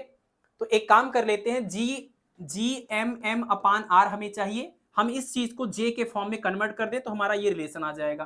तो एक काम कर सकते हैं, GM है तो इस दोनों पार्ट को आप डिवाइड कर दीजिए, GMM, यानी इसको अगर एक m यहां पर लिखें, देखिए इसको ऐसे लिखेंगे GMM, और इसके बाद बाहर बचा m into R is equal to क्या, J स्क्वायर, ठीक है। तो यहां से हम इसको दोनों साइड को R से डिवाइड कर देते हैं, R स्क्वायर से डिवाइड कर देते हैं, तो जब R के स्क्वायर से इसको डिवाइड करेंगे और इसको डिवाइड करेंगे तो इससे ये हो जाएगा कैंसिल, और आपको मिलेगा GMM अपान R, और ये m को इधर ले आइएगा तो आपको मिल जाएगा ये GMM और अपान में R is equal to J square अपान में MR स्क्वायर, ठीक है। तो यहां पर हमारा ये आंसर हो जाएगा, total energy is equal to -1/2, और GMM अपान R को एंगुलर मोमेंटम के टर्म में आप लिखेंगे तो ये हो जाएगा G स्क्वायर अपान में J स्क्वायर अपान में J स्क्वायर अपान में R स्क्वायर हो जाएगा ना, ठीक है, JMM अपान में R, और यहाँ पर M और ये R स्क्वायर था तो यहाँ पर ये R का स्क्वायर हो जाएगा, तो J स्क्वायर अपान में MR स्क्वायर, ये आपका आंसर हो जाएगा। तो E इक्वल टू ऐसे लिख लीजिए माइनस में J स्क्वायर अपान में 2MR स्क्वायर, ठीक है, ये फार्मूला हो जाएगा। तो इसका आंसर हो जाएगा E equal to minus J square अपान में 2MR square, option number A correct हो जाएगा। किसी भी और मेथड से आप ये कन्वर्जन कर सकते थे, ऐसा कोई जरूरी तो है नहीं, ठीक है, ऐसा कोई जरूरी तो है नहीं, इसका कन्वर्जन आप किसी भी और तरीके से सोच सकते थे। जैसे आप चाहे तो एंगुलर मोमेंटम को पहले लीनियर मोमेंटम के साथ रिलेट करते, मास इनटू वेलोसिटी करके, वहां से भी आप किस तरीके से सोच सकते थे, या फिर आप इसको पहले अलग अलग काइनेटिक एनर्जी को एंगुलर मोमेंटम में कन्वर्ट करते, फिर वहीं से पोटेंशियल एनर्जी को कन्वर्ट करते, दोनों को जोड़ देते तो आपको टोटल एनर्जी एंगुलर मोमेंटम के टर्म में ऐसे मिल जाती, ठीक है। चलिए अगला सवाल, नेक्स्ट है हमारा question number 19, the magnitude of areal velocity in planetary motion is. तो केपलर के सेकेंड लॉ में आपने पढ़ा हुआ था कि जब भी कोई प्लानेट सन के अराउंड रिवॉल्व करता है तो वो इक्वल टाइम में इक्वल एरिया स्वीप आउट करता है, स्वेप्ट करता है। इस चीज को हम लोग बोलते हैं Kepler's law of planetary motion का सेकेंड लॉ या लॉ ऑफ एरियल वेलोसिटी, जिसमें आपने देखा था dA अपान dt is equal to constant था, और वो कॉन्स्टेंट आया था J अपान 2m के इक्वल, ठीक है। तो इसके ऊपर एक्चुअली कई बार न्यूमेरिकल पूछे गए हैं, तो इसलिए आपको सिर्फ ये नहीं याद रखना है कि एरियल वेलोसिटी कांस्टेंट होती है, ये भी याद रखना कि इसकी वैल्यू J अपान 2m के इक्वल होती है। तो यहाँ पर यही क्वेश्चन बन गया, तो यहाँ पर आंसर हो जाएगा J/2m। एरियल वेलोसिटी जो प्लानेटरी मोशन के केस में आती है वो J अपान 2m के इक्वल आती है। J भी कांस्टेंट होता है प्लानेटरी मोशन में, और m तो कांस्टेंट होता ही है प्लैनेट का, तो कुल मिला के J/2m भी कांस्टेंट हुआ। ठीक है, अगला सवाल है question number 20। Gravitational field inside a solid sphere of radius r is given by. अगर r रेडियस वाले सॉलिड स्फीयर की वजह से बात करें तो आपको बताना है उसके अंदर जो ग्रेविटेशनल फील्ड इंटेंसिटी होती है उसके लिए कौन सा एक्सप्रेशन करेक्ट होगा। ठीक है, चलिए तो आपको हम फार्मूला याद दिला देते हैं। आपने पढ़ा हुआ था कि अगर एक हॉलो स्फीयर की बात करें तो इस हॉलो स्फीयर के केस में बाहर वाले पॉइंट पर अगर आप जाएंगे तो बाहर वाले पॉइंट पर ये फील्ड की वैल्यू मिलती है माइनस में Gm/r²। आपको पता है माइनस हमने वहां लगाया भी नहीं था, माइनस ये बता रहा है कि मास की ओर इसका जो डायरेक्शन होगा वो टुवर्ड्स दी मास होगा, मास की ओर होगा। बाकी न्यूमेरिकल वैल्यू की बात करें तो हम विदाउट माइनस भी कई बार इसको यूज करते हैं। यहां पर ऑप्शन माइनस के साथ दिया था तो हम इसको लिख लेते हैं। तो E इक्वल टू माइनस में Gm/r², जहां पर r² का मतलब r का मतलब है सेंटर और इस पॉइंट के बीच का डिस्टेंस। सरफेस पर आएंगे तो इसी स्मॉल r की जगह पर ये रेडियस ऑफ अर्थ लिखेंगे तो E इक्वल टू हो जाएगा माइनस में Gm और अपान में कैपिटल R का स्क्वायर। हॉलो स्फीयर है तो सेंटर पर आएंगे तो यहां पर आपका हो जाएगा E इक्वल टू 0। ठीक है, ये हो गई बात फील्ड की। अब हम बात कर लेते हैं पोटेंशियल की। बाहर वाले पॉइंट पर पोटेंशियल की बात अगर हम करते हैं हॉलो स्फीयर के केस में तो माइनस में Gm/r आता है। सरफेस पर आते हैं तो ये हो जाता है माइनस में Gm और अपान में r की जगह पर स्मॉल r की जगह पर कैपिटल R। और अंदर वाले किसी भी पॉइंट पर आप जाते हैं तो पोटेंशियल उतना ही होता है जितना सरफेस पर था, तो यहां पर अंदर भी निकल के आएगा V इक्वल टू माइनस में Gm अपान में कैपिटल R। यानी अंदर फील्ड जीरो है लेकिन पोटेंशियल उतना ही है जितना कि सरफेस पर था। ये बात हुई हॉलो स्फीयर की। अब आप देखिए सॉलिड स्फीयर, ये आपका हॉलो स्फीयर। ठीक है, सॉलिड स्फीयर के केस में आपने इसी तरीके से पढ़ा हुआ था। यहां पर फील्ड का एक्सप्रेशन देखें तो E इक्वल टू बिल्कुल एज इट इज रहेगा माइनस में Gm/r²। सरफेस पर आएंगे तो आप फिर से लिखेंगे माइनस में Gm/में कैपिटल R² जो कि कांस्टेंट है। अंदर जाएंगे तो सेंटर से जितनी भी डिस्टेंस की आप बात कर रहे हैं, मान लीजिए स्मॉल r है, तो यहां पर जो फील्ड आता है वो फार्मूला आपके लिए अलग है, इंपॉर्टेंट है। और वो एक्सप्रेशन निकल के आता है क्या, ये एक्सप्रेशन निकल के आता है आपका E is equal to minus Gm/r³। और यहां क्यूब हुआ तो यहां पर r वाला एक डायमेंशन और आ जाएगा। ठीक है ना, जहां पर r मतलब सेंटर से इस पॉइंट के बीच का ये डिस्टेंस है। तो आप देखिए फील्ड के फार्मूले की बात करें तो यहां तक बिल्कुल ठीक था, अंदर इसमें 0 था लेकिन इसमें माइनस में Gm/r³ हो जाएगा। पोटेंशियल की बात करें तो यहां पर बाहर और सरफेस पर जितना था इसमें भी बाहर और सरफेस पर वही कहानी होगी।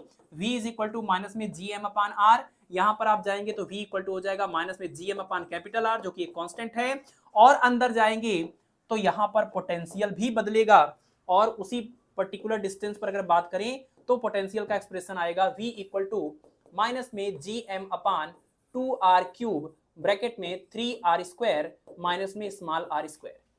ठीक है, तो सॉलिड स्फीयर के केस में अंदर वाले पॉइंट पर ये आपका फील्ड और ये आपका पोटेंशियल यही अलग है, बाकी सब कुछ बहुत ही नॉर्मल सी चीज है। ठीक है, ठीक है। और इस सवाल में आपसे पूछा गया सॉलिड स्फीयर के अंदर वाले पॉइंट पर फील्ड, तो सॉलिड स्फीयर के अंदर वाले पॉइंट पर फील्ड 0 होता है और पोटेंशियल उतना ही होता है जितना सरफेस पर। फिलहाल यहाँ फील्ड पूछा गया था, सॉरी सॉलिड था, ये हॉलो स्फीयर है, ये सॉलिड स्फीयर है, सॉरी। तो सॉलिड स्फीयर के केस में माइनस Gm/r³ इंटू में r, तो ये आपका हो जाएगा ऑप्शन नंबर ए। अगर इसी सॉलिड की जगह पर हॉलो स्फीयर का केस होता तब जाकर के करेक्ट होता आपका ऑप्शन नंबर डी। चलिए आगे बढ़े,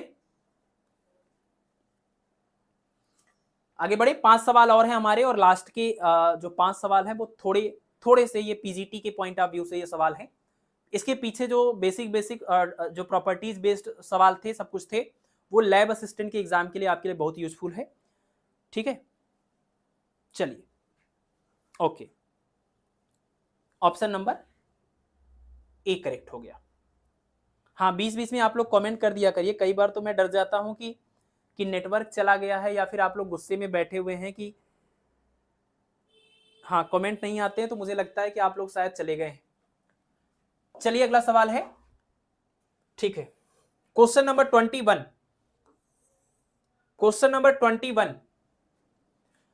देखिए क्वेश्चन नंबर 21 में कह रहे हैं कि two planet A and B have the same material density, मतलब दोनों प्लैनेट सेम मटेरियल के बने हैं, उनकी डेंसिटी सेम होगी, ठीक है। If the radius of A is twice that of B, अगर प्लैनेट ए का जो रेडियस है वो बी के रेडियस का 2 गुना है, then the ratio of the escape velocity V A upon V B is, तो उन दोनों प्लैनेट से एस्केप वेलोसिटी की जो वैल्यू होगी वहां से भागने के लिए आपको क्या करना है, आपको उनका रेशियो बताना है। आपको पता है अगर कोई प्लैनेट आपका ये है जिसका रेडियस है r और यहाँ पर एक्सेलरेशन ड्यू टू ग्रेविटी है g, तो यहाँ पर आप लिखते हैं एस्केप वेलोसिटी, मतलब यहाँ से एस्केप करने के लिए रिक्वायर्ड वेलोसिटी ये आता है आपका 2gr, ये फार्मूला होता है। अर्थ के केस में आपको पता है इसकी वैल्यू 11.2 किलोमीटर पर सेकेंड और मून के केस में लगभग 2.5 किलोमीटर पर सेकेंड होता है ना। तो पूछा भी जाता है मून के केस में कितनी होती है, तो आप वैल्यू याद रखें कि लगभग 2.5 किलोमीटर पर सेकेंड के आसपास। तो अगर हम इस फार्मूले को थोड़ा और ओपन करें, यहाँ दो अलग अलग प्लैनेट की बात की जा रही है, तो इसके velocity v is equal to ये फार्मूला हो जाएगा 2 टाइम्स और g का आप ये रिलेशन लिखे gm अपान में रेडियस का स्क्वायर और यहाँ पर ये आपका r लिखा हुआ है, इससे ये हो जाएगा कैंसिल, तो v इक्वल टू हो जाएगा अंडर रूट 2gm और अपान में क्या r, ये फार्मूला है, ठीक है, ये फार्मूला है।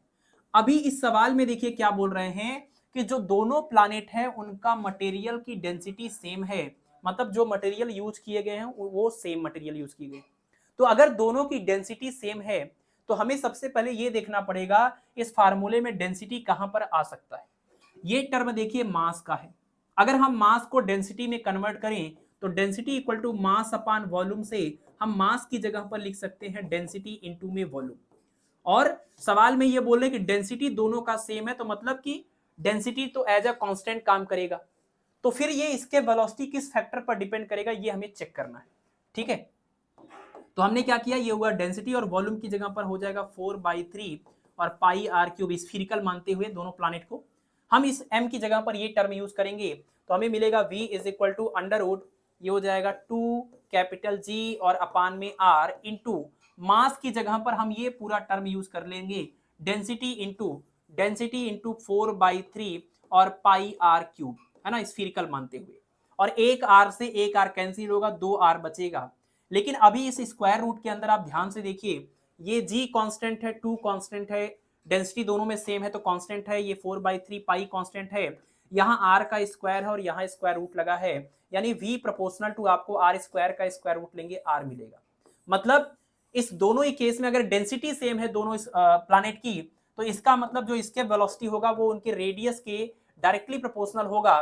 तो हम कह सकते हैं VA अपान VB is equal to RA अपान में RB, और सवाल के अकॉर्डिंग RA जो रेडियस है प्लैनेट A का जो रेडियस है वो प्लैनेट B के रेडियस का 2 गुना है ना, ट्वाइस दैट ऑफ B, तो यहाँ RA की जगह पर 2 टाइम्स ऑफ RB लिखें और अपान में RB लिखें, कैंसिल हो जाएगा तो 2/1 आ जाएगा, मतलब दोनों प्लैनेट की इसके वेलोसिटी का रेशियो हो जाएगा 2:1, ऑप्शन नंबर ए करेक्ट हो जाएगा। इसके ऊपर न्यूमेरिकल वैल्यू देकर के भी सवाल पूछते हैं कि किसी प्लैनेट पर इसके वेलोसिटी की वैल्यू इतनी है 10 किलोमीटर पर सेकेंड है, तो आपको उस प्लैनेट पर बताना है जिसका रेडियस इसके रेडियस का 2 गुना है या आधा है, लेकिन उसकी डेंसिटी बिल्कुल सेम है। तो अगर डेंसिटी बिल्कुल सेम है तो सिर्फ और सिर्फ रेडियस पर डिपेंड करेगा, अगर डेंसिटी सेम ना होती तो यहाँ पर डेंसिटी वाला भी टर्म इस स्क्वायर रूट के अंदर था, तो फिर ये स्क्वायर रूट के बाहर r निकलता, लेकिन ये अंदर ये भी रहता, ठीक है। तो इस बात का आपको ध्यान रखना पड़ेगा। अगला सवाल देखिए question number 22। Question number 22, consider the earth to be a perfectly spherical and having uniform mass distribution, r is the radius of the earth and x is the distance from the center of the earth. Consider the earth to be perfectly spherical. ये मान लीजिए अर्थ हो गया पूरी तरह से स्फीरिकल मान लिया हमने, इमेजिन कर लिया, मास यूनिफॉर्मली डिस्ट्रीब्यूटेड है, इसका रेडियस बोल रहे हैं कि r ले लीजिए, ठीक है, और कह रहे हैं कि x is the distance from the center of the earth, अर्थ के सेंटर से बाहर या सरफेस पर या जहां भी जा रहे हैं उस वेरिएबल डिस्टेंस को हम x बोलेंगे, ये सवाल में बोल रहे हैं, ठीक है। करें कि the gravitational intensity is largest और यहां लिखा हुआ है एब्सोल्यूट वैल्यू। एब्सोल्यूट वैल्यू मतलब सिर्फ न्यूमेरिकल वैल्यू की बात होगी, क्योंकि ग्रेविटेशनल फील्ड इंटेंसिटी हम माइनस के साथ भी लिखते हैं, ये बात आपको पता है डायरेक्शन की वजह से, लेकिन उस माइनस को इग्नोर करिए पूरी तरह से, सिर्फ और सिर्फ E equal to G M अपान आर स्क्वायर टाइप से जो आता है, सिर्फ वो न्यूमेरिकल वैल्यू या एब्सोल्यूट वैल्यू की बात करेंगे। तो वो वैल्यू मैक्सिमम होने के लिए x की वैल्यू कितनी होनी चाहिए, ठीक है। तो ग्रेविटेशनल फील्ड इंटेंसिटी की वैल्यू मैक्सिमम होने के लिए सेंटर से कितनी डिस्टेंस पर हमें जाना पड़ेगा। और अर्थ की बात हो रही है तो ये है एक सॉलिड स्फीयर, ये है एक सॉलिड स्फीयर, और आपको पता है सॉलिड स्फीयर के केस में बाहर वाले पॉइंट पर अगर माइनस को छोड़ें तो ये हो जाएगा जी एम अपान में आर स्क्वायर, आर मतलब यहां पर एक्स का स्क्वायर। सरफेस पर जाएंगे तो ई इक्वल टू क्या लिखेंगे, ये हो जाएगा आपका जी एम और अपान में जो एक्स था वो रेडियस के इक्वल हो जाएगा, तो यहां पर हम इसको आर का स्क्वायर बोल देंगे। और इसके अंदर जाएंगे किसी भी पॉइंट पर तो अंदर वाले पॉइंट पर आपको पता है ई इक्वल टू हो जाएगा जी एम और ये स्मॉल आर मतलब अब इसको एक्स बोलेंगे इस डिस्टेंस को, और अपान में हो जाएगा आर क्यूब। तो आप साफ साफ ये चीज देख सकते हैं कि अंदर वाले किसी भी पॉइंट पर है ई प्रोपोर्शनल टू एक्स, बाहर वाले सरफेस पर ये है आपका कांस्टेंट, और उसके बाहर किसी भी पॉइंट पर जाएं तो यहां पर है E proportional to 1 upon x square. यानी अगर आप सेंटर से सरफेस की तरफ जाते हैं तो ये रिलेशन काम करेगा, मतलब लगातार जैसे जैसे x बढ़ता जाएगा वैसे वैसे आपका e बढ़ता जाएगा। तो इसका मतलब कि यहां से e की वैल्यू 0 है, और बढ़ी और बढ़ी और बढ़ी और बढ़ी, मैक्सिमम हो गई, क्योंकि सरफेस तक ये काम करेगा। और सरफेस पर अब वैल्यू कितनी हो गई, सरफेस पर ये वैल्यू हो गई कांस्टेंट के इक्वल, बढ़ते बढ़ते जितना भी हो सकता था वो यहां पर एक फिक्स वैल्यू हो गई। और अब जैसे बाहर निकलेंगे तो E proportional to 1 upon x square यानी घटने लगेगा। तो इसका ग्राफ आपने देखा था जैसे जी का ग्राफ था, बिल्कुल वैसे ही इसका ग्राफ होगा। ये ग्राफ आपका ऐसा, ये आपका सेंटर हो गया और ये आपका सरफेस हो गया। तो सेंटर से सरफेस तक जाते जाते ई प्रोपोर्शनल टू आर है, एक्स है, तो ये ऐसे ऐसे बढ़ेगा प्रोपोर्शनलिटी के अकॉर्डिंग। यहाँ कांस्टेंट वैल्यू होगी जो कि मैक्सिमम भी है, और उसके बाद अब ये घटेगा, ठीक है। तो यहाँ से आपका ई प्रोपोर्शनल टू एक्स, यहाँ पर मैक्सिमम और कांस्टेंट वैल्यू ये, और उसके बाद ये डिक्रीज होगा। तो यहाँ पर होती है मैक्सिमम वैल्यू यानी कि सरफेस पर, और सरफेस के लिए स्मॉल एक्स इक्वल टू क्या होना चाहिए, आर होना चाहिए। यानी कि जब x वाली जो डिस्टेंस है वो सरफेस वाली डिस्टेंस या रेडियस के बराबर ली जाए, उस केस में आपका क्या हो जाएगा, उस केस में आपका जो फील्ड है वो मैक्सिमम हो जाएगा, ठीक है। नहीं, इन बिटवीन 0 एंड r नहीं बोल सकते, 0 और r के बीच में हम नहीं बोल सकते, क्योंकि भाई देखिए यहां से यहां के बीच में हम क्यों बोले, क्योंकि आपको पता है, जबकि आपको यहां पर ऑप्शन ये वाला दिया भी है, ठीक है। तो 0 और r के बीच में, तो चलिए r वाले पॉइंट को अगर आप इमेजिन कर कंसीडर कर रहे हैं तब तो ठीक है, लेकिन नीचे उससे भी ज्यादा एक्यूरेट हमें ऑप्शन दिया हुआ कि एग्जैक्टली इसी पॉइंट पर है ना, x इक्वल टू आर पर ही मैक्सिमम होता है। तो आप ये डाउट वाली बात क्यों बोलेंगे, और उसमें भी 0 और r के बीच में बोला है, तो अगर आप 0 लेते हैं, ये लेते हैं, ये लेते हैं, ये लेते हैं, तो कोई भी ऐसा पॉइंट यहाँ पर मैक्सिमम थोड़ी होगा, मैक्सिमम तो यहीं पर होगा। तो एग्जैक्टली ऑप्शन नंबर सी ही करेक्ट होगा इसका। अगला सवाल, question number 23, when one of the following diagram which one of the following diagram correctly depict the variation of kinetic energy, potential energy, total energy of a body in circular planetary motion। अगर कोई planet एक circular path पर motion कर रहा है तो उसकी kinetic energy, potential energy और टोटल एनर्जी का जो ग्राफ होगा उसको सही तरीके से इसमें से कौन रिप्रेजेंट कर रहा है। एक चीज यहां पर छूट गया है, ये जो एक्सिस है वाई वाली ये एनर्जी के लिए है, और ये जो एक्स एक्सिस है वो डिस्टेंस आर के लिए, ठीक है, आर के लिए, मतलब सन से प्लैनेट की डिस्टेंस, सन से प्लैनेट की डिस्टेंस। तो यहां पर ई है इस एक्सिस पर, और इस वाले एक्सिस पर आर है, ठीक है, यहां भी ई है और यहां पर आर है, ठीक है। तो इसमें आप देखिए, इसके लिए सबसे पहले आपको देखना होगा कि सैटेलाइट की काइनेटिक एनर्जी का फार्मूला था माइनस में 1/2 GMEM और अपान में आर। दूसरा था आपका पोटेंशियल एनर्जी, ये भगवान ये माइनस नहीं है, ये प्लस है, मैं बार बार ये बात बोल रहा हूं, लेकिन पहले ये माइनस आ जा रहा था, ये प्लस में है 1/2 GMM और अपान में आर, ठीक है। और इसमें होगा U इक्वल टू माइनस में GMM और अपान में ये आर, और इसके बाद आप दोनों को ऐड करेंगे तो टोटल एनर्जी आ जाएगा माइनस में 1/2 GMM और अपान में आर। ये हुआ आपका इक्वेशन नंबर 3। तीनों इक्वेशन को आप ध्यान से अगर देखें, पहली बात तो ये काइनेटिक एनर्जी पॉजिटिव है, तो ये पॉजिटिव एनर्जी का ये जो एक्सिस है एनर्जी के पॉजिटिव डायरेक्शन में ये पॉजिटिव उसमें होगा, है ना। तो ये काइनेटिक एनर्जी पॉजिटिव वैल्यू है, तो पॉजिटिव वैल्यू आप इधर रिप्रेजेंट करेंगे, निगेटिव वैल्यू को आप इधर रिप्रेजेंट करेंगे। दूसरी बात, u की वैल्यू निगेटिव है और e की वैल्यू भी निगेटिव, मतलब ये दोनों के दोनों नीचे की तरफ आएंगे, y एक्सिस में नीचे की तरफ, निगेटिव y एक्सिस बोल दीजिए इसको, तो ये नीचे की तरफ जाएंगे। और इसकी अगर वैल्यू की बात करें, अब निगेटिव तो हो गया, निगेटिव के हिसाब से तो ठीक है कि नीचे के डायरेक्शन में जाएंगे। वैल्यू की बात करें तो ये देखिए gm/r है और ये gmm/2r है, मतलब जो टोटल एनर्जी है वो पोटेंशियल एनर्जी से कम है। कम कितनी है? आधी है। जो टोटल एनर्जी है वो माइनस के बाद, ये माइनस की वजह से नीचे ग्राफ आएगा, लेकिन जो टोटल एनर्जी की न्यूमेरिकल वैल्यू होगी वो पोटेंशियल एनर्जी की न्यूमेरिकल वैल्यू की आधी होगी। ये बात ध्यान रखना, माइनस को छोड़ने के बाद।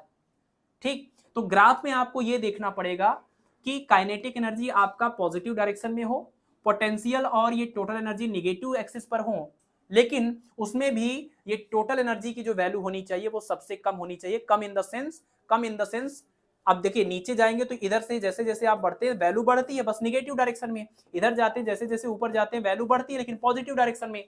तो निगेटिव डायरेक्शन में हमें अपनी इसको और इसको तो लेके जाना है, लेकिन ज्यादा वैल्यू इसमें से कौन ज्यादा नीचे तक जाएगा? जिसकी वैल्यू ज्यादा है, और ज्यादा वैल्यू है पोटेंशियल एनर्जी की, ज्यादा न्यूमेरिकल वैल्यू पोटेंशियल एनर्जी की, कम इसकी वैल्यू है टोटल एनर्जी की। दोनों के दोनों किधर जाएंगे? निगेटिव एक्सिस में, नीचे की तरफ। ठीक है, तो आप देख लीजिए चारों ग्राफ में काइनेटिक एनर्जी पॉजिटिव है, ये सही बात है। काइनेटिक एनर्जी पॉजिटिव है, सही बात है। यहाँ पोटेंशियल एनर्जी को दिखाया है, ये और ये ऑप्शन नहीं हो सकते। ठीक है, इन दोनों में से कोई एक करेक्ट है काइनेटिक एनर्जी के बेसिस पर। ठीक है, दूसरा, अब हम बात करें पोटेंशियल एनर्जी और टोटल एनर्जी की, तो पोटेंशियल एनर्जी और टोटल एनर्जी दोनों निगेटिव हैं, लेकिन न्यूमेरिकल वैल्यू किसकी ज्यादा है? कौन ज्यादा नीचे तक जाएगा? जिसकी न्यूमेरिकल वैल्यू ज्यादा होगी। तो इसकी न्यूमेरिकल वैल्यू आपको ज्यादा दिख रही है, इसके रिस्पेक्ट में 2 गुना है, तो पोटेंशियल एनर्जी ज्यादा नीचे तक जाएगी। मतलब आप देखिए ये इसके रिस्पेक्ट में ये वैल्यू मिलेगी, और ये जो आपका ग्राफ है ये नीचे से, मतलब इसके ये नीचे है, और इसके लिए इसके रिस्पेक्ट में कम वैल्यू है। मतलब डिस्टेंस के साथ देखिए, विथ रिस्पेक्ट टू डिस्टेंस। यहाँ पर आप देखिए ये टोटल एनर्जी है, और इस पॉइंट पर आप देखेंगे तो इसकी जो वैल्यू है वहां पर आपको आगे बढ़ना पड़ेगा, ये वैल्यू मिलेगी।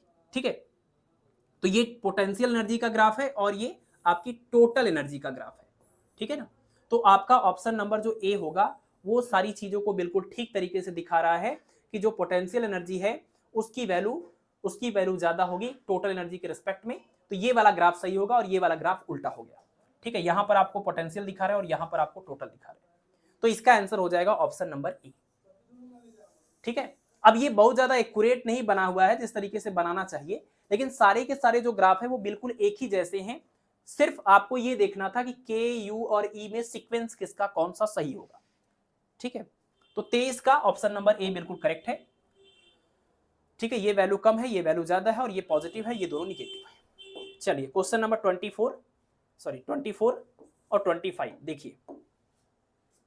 तो क्वेश्चन नंबर 24 में क्या है कि if mass capital M is split into 2 parts, इसको थोड़ा सा ध्यान से, अगर कैपिटल एम मास को 2 पार्ट में डिवाइड किया गया, एक है स्मॉल एम मास और दूसरा है capital M minus small m mass, यानी आपके पास टोटल जो मास है वो कैपिटल एम है, उसके 2 टुकड़े बनाए, एक टुकड़े का मास स्मॉल एम है तो बचे हुए टुकड़े का मास कैपिटल एम में से स्मॉल एम को माइनस कर दिया, which are then separated by a distance, the ratio of small m upon capital M that maximizes the gravitational force between the 2 parts।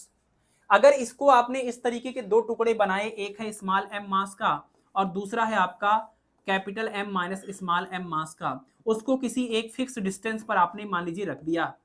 अब आपसे कह रहे हैं कि इनके बीच में ग्रेविटेशनल फोर्स की वैल्यू मैक्सिमम निकल के आए। Gravitational force F equal to होता है G m1 m2, m मतलब स्मॉल m, m2 मतलब capital M minus small m, और अपान में इनके बीच के डिस्टेंस का स्क्वायर। ग्रेविटेशनल फोर्स की वैल्यू अगर आपको मैक्सिमम चाहिए तो स्मॉल m और कैपिटल M का रेशियो आपको बताना है। ठीक है, अब आप देखिए इस पूरे सवाल में एक तो आपके पास जो टोटल मास है कैपिटल M वो कांस्टेंट है, दूसरा इन दोनों के बीच में जो आपने R लिखा हुआ है वो भी क्या कर दिया, फिक्स कर दिया, वो भी क्या है, कांस्टेंट है। बदल क्या सकता है, बदल सकता है ये स्मॉल m का मास, कि ये जो स्मॉल m है वो इस पूरे जितना भी टोटल मास था उसका बिल्कुल आधा हो, या उसका 1/4 हो, या उसका 1/3 हो। कितनी इसकी वैल्यू होगी ये हमें नहीं पता है, तो हमें यही डिसाइड करना है कि इस स्मॉल m की ऐसी क्या वैल्यू हम लें कि ताकि इनके और इनके बीच में लगने वाला ग्रेविटेशनल फोर्स मैक्सिमम हो जाए। ठीक है, तो इसका मतलब ये जो फोर्स है, अगर इस फोर्स की मैक्सिमम वैल्यू की हम बात कर रहे हैं वो भी m की वैल्यू के अकॉर्डिंग, तो हमें यहाँ पर मैक्सिमा की कंडीशन अप्लाई करनी होगी। और मैक्सिमा मिनिमा के केस में आपको पता है फर्स्ट डेरिवेटिव 0 होता है, सेकंड डेरिवेटिव उसी पर्टिकुलर पॉइंट पर अगर निगेटिव आया तो मैक्सिमम का केस होगा, सेकंड डेरिवेटिव अगर उसी पर्टिकुलर वैल्यू पर जो फर्स्ट डेरिवेटिव से निकल के आएगी वैल्यू, उसी वैल्यू पर अगर सेकंड डेरिवेटिव पॉजिटिव आया तो वो मिनिमा की केस हो जाएगी। तो हमें यहाँ चेक करना है कि मैक्सिमा के लिए स्मॉल m और कैपिटल M का रेशियो कितना होगा। तो मैक्सिमा की कंडीशन अप्लाई करेंगे, इसका फर्स्ट डेरिवेटिव 0 करना पड़ेगा, तो df अपान में dm, मतलब मास स्मॉल m वेरिएबल है, तो मास स्मॉल m के रिस्पेक्ट में ये जो कैपिटल F है उसका फर्स्ट डेरिवेटिव हमें 0 करना पड़ेगा। वैसे ये मैक्सिमा मिनिमा सबके लिए काम करता है, कांस्टेंट के लिए भी काम करता है। इसके बाद हमें चेक करना पड़ता है कि हाँ इस पर्टिकुलर पॉइंट पर जो वैल्यू यहाँ से आएगी उस पर इसका सेकंड डेरिवेटिव निगेटिव आ रहा है कि पॉजिटिव आ रहा है कि 0 आ रहा है ना। जैसे अगर इसका सेकंड डेरिवेटिव आप निकालते हैं d2f upon dm square at particular point जो यहां से निकल के आएगा, अगर ये निकल के आता है आपका पॉजिटिव, तो इसका मतलब कि हाँ इस पॉइंट पर ये वैल्यू ये मिनिमा का केस था। अगर ये डेरिवेटिव पॉजिटिव आया तो इसका मतलब ये मिनिमा का केस था, और ये अगर निगेटिव निकल के आया इसका मतलब ये मैक्सिमा का केस था, और अगर ये 0 निकल के आया इसका मतलब ये कांस्टेंट वाला केस था। फिलहाल हमें मैक्सिमा का केस समझ करके इसको अप्लाई करना, हम चेक भी कर लेंगे बाद में। तो मैक्सिमा के केस में आप देखिए क्या हो जाएगा, dm और g और ये m को मल्टीप्लाई करिए, small m capital M minus small m square और अपान में r square is equal to 0। ये कंडीशन हमने अप्लाई किया। अब इसमें ये पूरा g कांस्टेंट है और ये कैपिटल M भी कांस्टेंट है, r भी कांस्टेंट है, तो ये दोनों कांस्टेंट इधर चले जाएंगे, बाकी आप इसको with respect to small m differentiate करेंगे, तो यहाँ से आएगा कैपिटल M और यहाँ से आएगा 2 टाइम्स ऑफ स्मॉल m, बाकी सब इधर चले जाएंगे और 0 हो जाएगा। और यहाँ से आप निकालेंगे स्मॉल m की वैल्यू, और स्मॉल m इक्वल टू कितना हो जाएगा, ये आप इधर ले जाएंगे तो 2m is equal to capital M, 2 small m is equal to capital M, तो स्मॉल m अपान capital M is equal to हो जाएगा 1/2, है ना। आप अगर चेक करना चाहें तो आप एक काम कर सकते हैं, देखिए इसका फर्स्ट डेरिवेटिव आपने लिया 0 आया, अब इसमें आप एक काम कर लीजिए, इसका आप फिर से डेरिवेटिव ले लीजिए, तो आपको इसका सेकंड डेरिवेटिव लेने पर आपको पता चला ये 0 हो जाएगा, और -2 टाइम्स ऑफ m का डेरिवेटिव लेंगे तो माइनस में 2 आएगा, है ना। तो अगर इसका आप सेकंड डेरिवेटिव लेते हैं तो ये निगेटिव आ रहा है, इसका मतलब ये मैक्सिमा का कंडीशन था। आपको चेक नहीं करना था कि कंडीशन मैक्सिमा का है कि नहीं है, आपको बस मैक्सिमा की कंडीशन को अप्लाई करना था जो कि ये होती है, और उसके हिसाब से आपको स्मॉल m अपान कैपिटल M निकालना था। तो स्मॉल m अपान capital M is equal to 1/2, इसका मतलब कि अगर ये जो मास हो वो पूरे मास का बिल्कुल आधा हो, मतलब पूरा मास था कैपिटल M, तो ये m/2 और ये m/2, ऐसे केस में ये फोर्स की वैल्यू क्या हो जाएगी, मैक्सिमम। ठीक है, ऐसे केस में फोर्स की वैल्यू हो जाएगी मैक्सिमम। तो स्मॉल m अपान कैपिटल M की वैल्यू 1/2 होनी चाहिए मैक्सिमम ग्रेविटेशनल फोर्स के लिए। ठीक है, चलिए ये हो गया आपका आंसर 1:2, चेक कर लीजिएगा, और लास्ट क्वेश्चन देख लीजिए, जल्दी से खत्म करते हैं इसको। A particle of mass capital M is situated at the center of a spherical cell of same mass and radius small a. ध्यान से देखिए, a particle of mass capital M is situated at the center of a spherical cell. एक खोखला sphere है, उसके centre पर एक particle है छोटा सा, और उस पार्टिकल का मास है कैपिटल M, ये सवाल में दिया है। और ये जो स्फीरिकल सेल है उसका भी उतना ही मास है जितना कि इस छोटे से पार्टिकल का था। इस छोटे से पार्टिकल का उतना मास है जितना कि इस खोखले स्फीयर का है। ठीक है, तो स्फीयर का मास हो गया कैपिटल M, और इसका जो रेडियस है वो है स्मॉल a, इसका रेडियस है स्मॉल a, यहां से लेकर के यहां तक small a। The gravitational potential at a point situated at a/2 distance from the center, यानी सेंटर से a/2 डिस्टेंस पर, रेडियस के बिल्कुल आधा a/2 डिस्टेंस पर जो पॉइंट होगा वहां पर आपको ग्रेविटेशनल पोटेंशियल बताना है। ठीक है, इस पर्टिकुलर पॉइंट पर हमें ग्रेविटेशनल पोटेंशियल बताना है। अब देखिए यहां पर जो ग्रेविटेशनल पोटेंशियल की वैल्यू आएगी, एक तो यहां पर रखे हुए इस पार्टिकल की वजह से कुछ ग्रेविटेशनल पोटेंशियल होगा, दूसरा इस स्फीरिकल सेल की वजह से भी यहां पर कुछ ग्रेविटेशनल पोटेंशियल होगा। ठीक है, अगर यहां वाले हम पार्टिकल की बात करें तो इस पार्टिकल के लिए ये पॉइंट एक आउटसाइड पॉइंट है, लेकिन इस स्फीरिकल सेल के लिए ये एक इनसाइड वाला पॉइंट है। और जो पार्टिकल है वो सॉलिड नेचर का है, जो ये सेल है आपका वो हॉलो नेचर का है। इन सारी बातों का ध्यान रखते हुए अब हम क्या करने जा रहे हैं, हम लिखने जा रहे हैं कि ग्रेविटेशनल पोटेंशियल, ध्यान से समझिएगा इसमें कंफ्यूजन थोड़ा सा है। Gravitational potential at point P due to particle at centre. जो सेंटर पर एक पार्टिकल है, उस पार्टिकल की वजह से अगर हमें पोटेंशियल निकालना हो इस पॉइंट पर, तो आप इस पार्टिकल को देखिए, जैसे ये बिल्कुल एक सॉलिड स्फीयर की तरह आप इमेजिन करिए, और इसकी वजह से इसके सेंटर से यहाँ बाहर कोई पॉइंट है, और यहाँ से यहाँ तक की डिस्टेंस भी आपको पता है a/2। तो आपको ये बात तो पता ही है, किसी भी सॉलिड स्फीयर के बाहर वाले पॉइंट पर, या हॉलो स्फीयर में भी बाहर वाले पॉइंट पर सेम ही रिजल्ट होता है। सॉलिड स्फीयर या हॉलो स्फीयर के बाहर वाले पॉइंट पर ग्रेविटेशनल पोटेंशियल माइनस में gm अपान में इसके और इसके सेंटर के बीच का डिस्टेंस। तो ये बहुत छोटा सा है, तो इसका सेंटर और इसका सेंटर जो होगा, इसका डिस्टेंस यही a/2 है। तो आप इसके लिए फार्मूला लिखेंगे v1 is equal to minus में gm, और जो डिस्टेंस है दोनों के बीच का वो है a/2, दैट इज माइनस में 2gm और अपान में a, इक्वेशन नंबर 1। आपने इस पॉइंट पर, पॉइंट P पर इस छोटे से पार्टिकल की वजह से पोटेंशियल निकाल लिया। अब हमें क्या करना है, इस पूरे स्फीरिकल सेल की वजह से यहां पर निकालना है। और ये स्फीरिकल सेल जो कि खोखला स्फीयर है, उसके अंदर किसी पॉइंट पर अगर आपको निकालना है, तो आपने पढ़ा हुआ है कि खोखले स्फीयर के अंदर फील्ड 0 होता है, लेकिन पोटेंशियल उतना ही होता है जितना कि सरफेस पर होता है। खोखले स्फीयर में अंदर वाले पॉइंट पर पोटेंशियल उतना ही होता है जितना कि सरफेस पर होता है। और अगर आप इसके सरफेस पर पोटेंशियल बाहर वाले पॉइंट पर लिखते, तो लिखते माइनस में gm, और यहां से यहां तक की जो डिस्टेंस होती वो लिखते।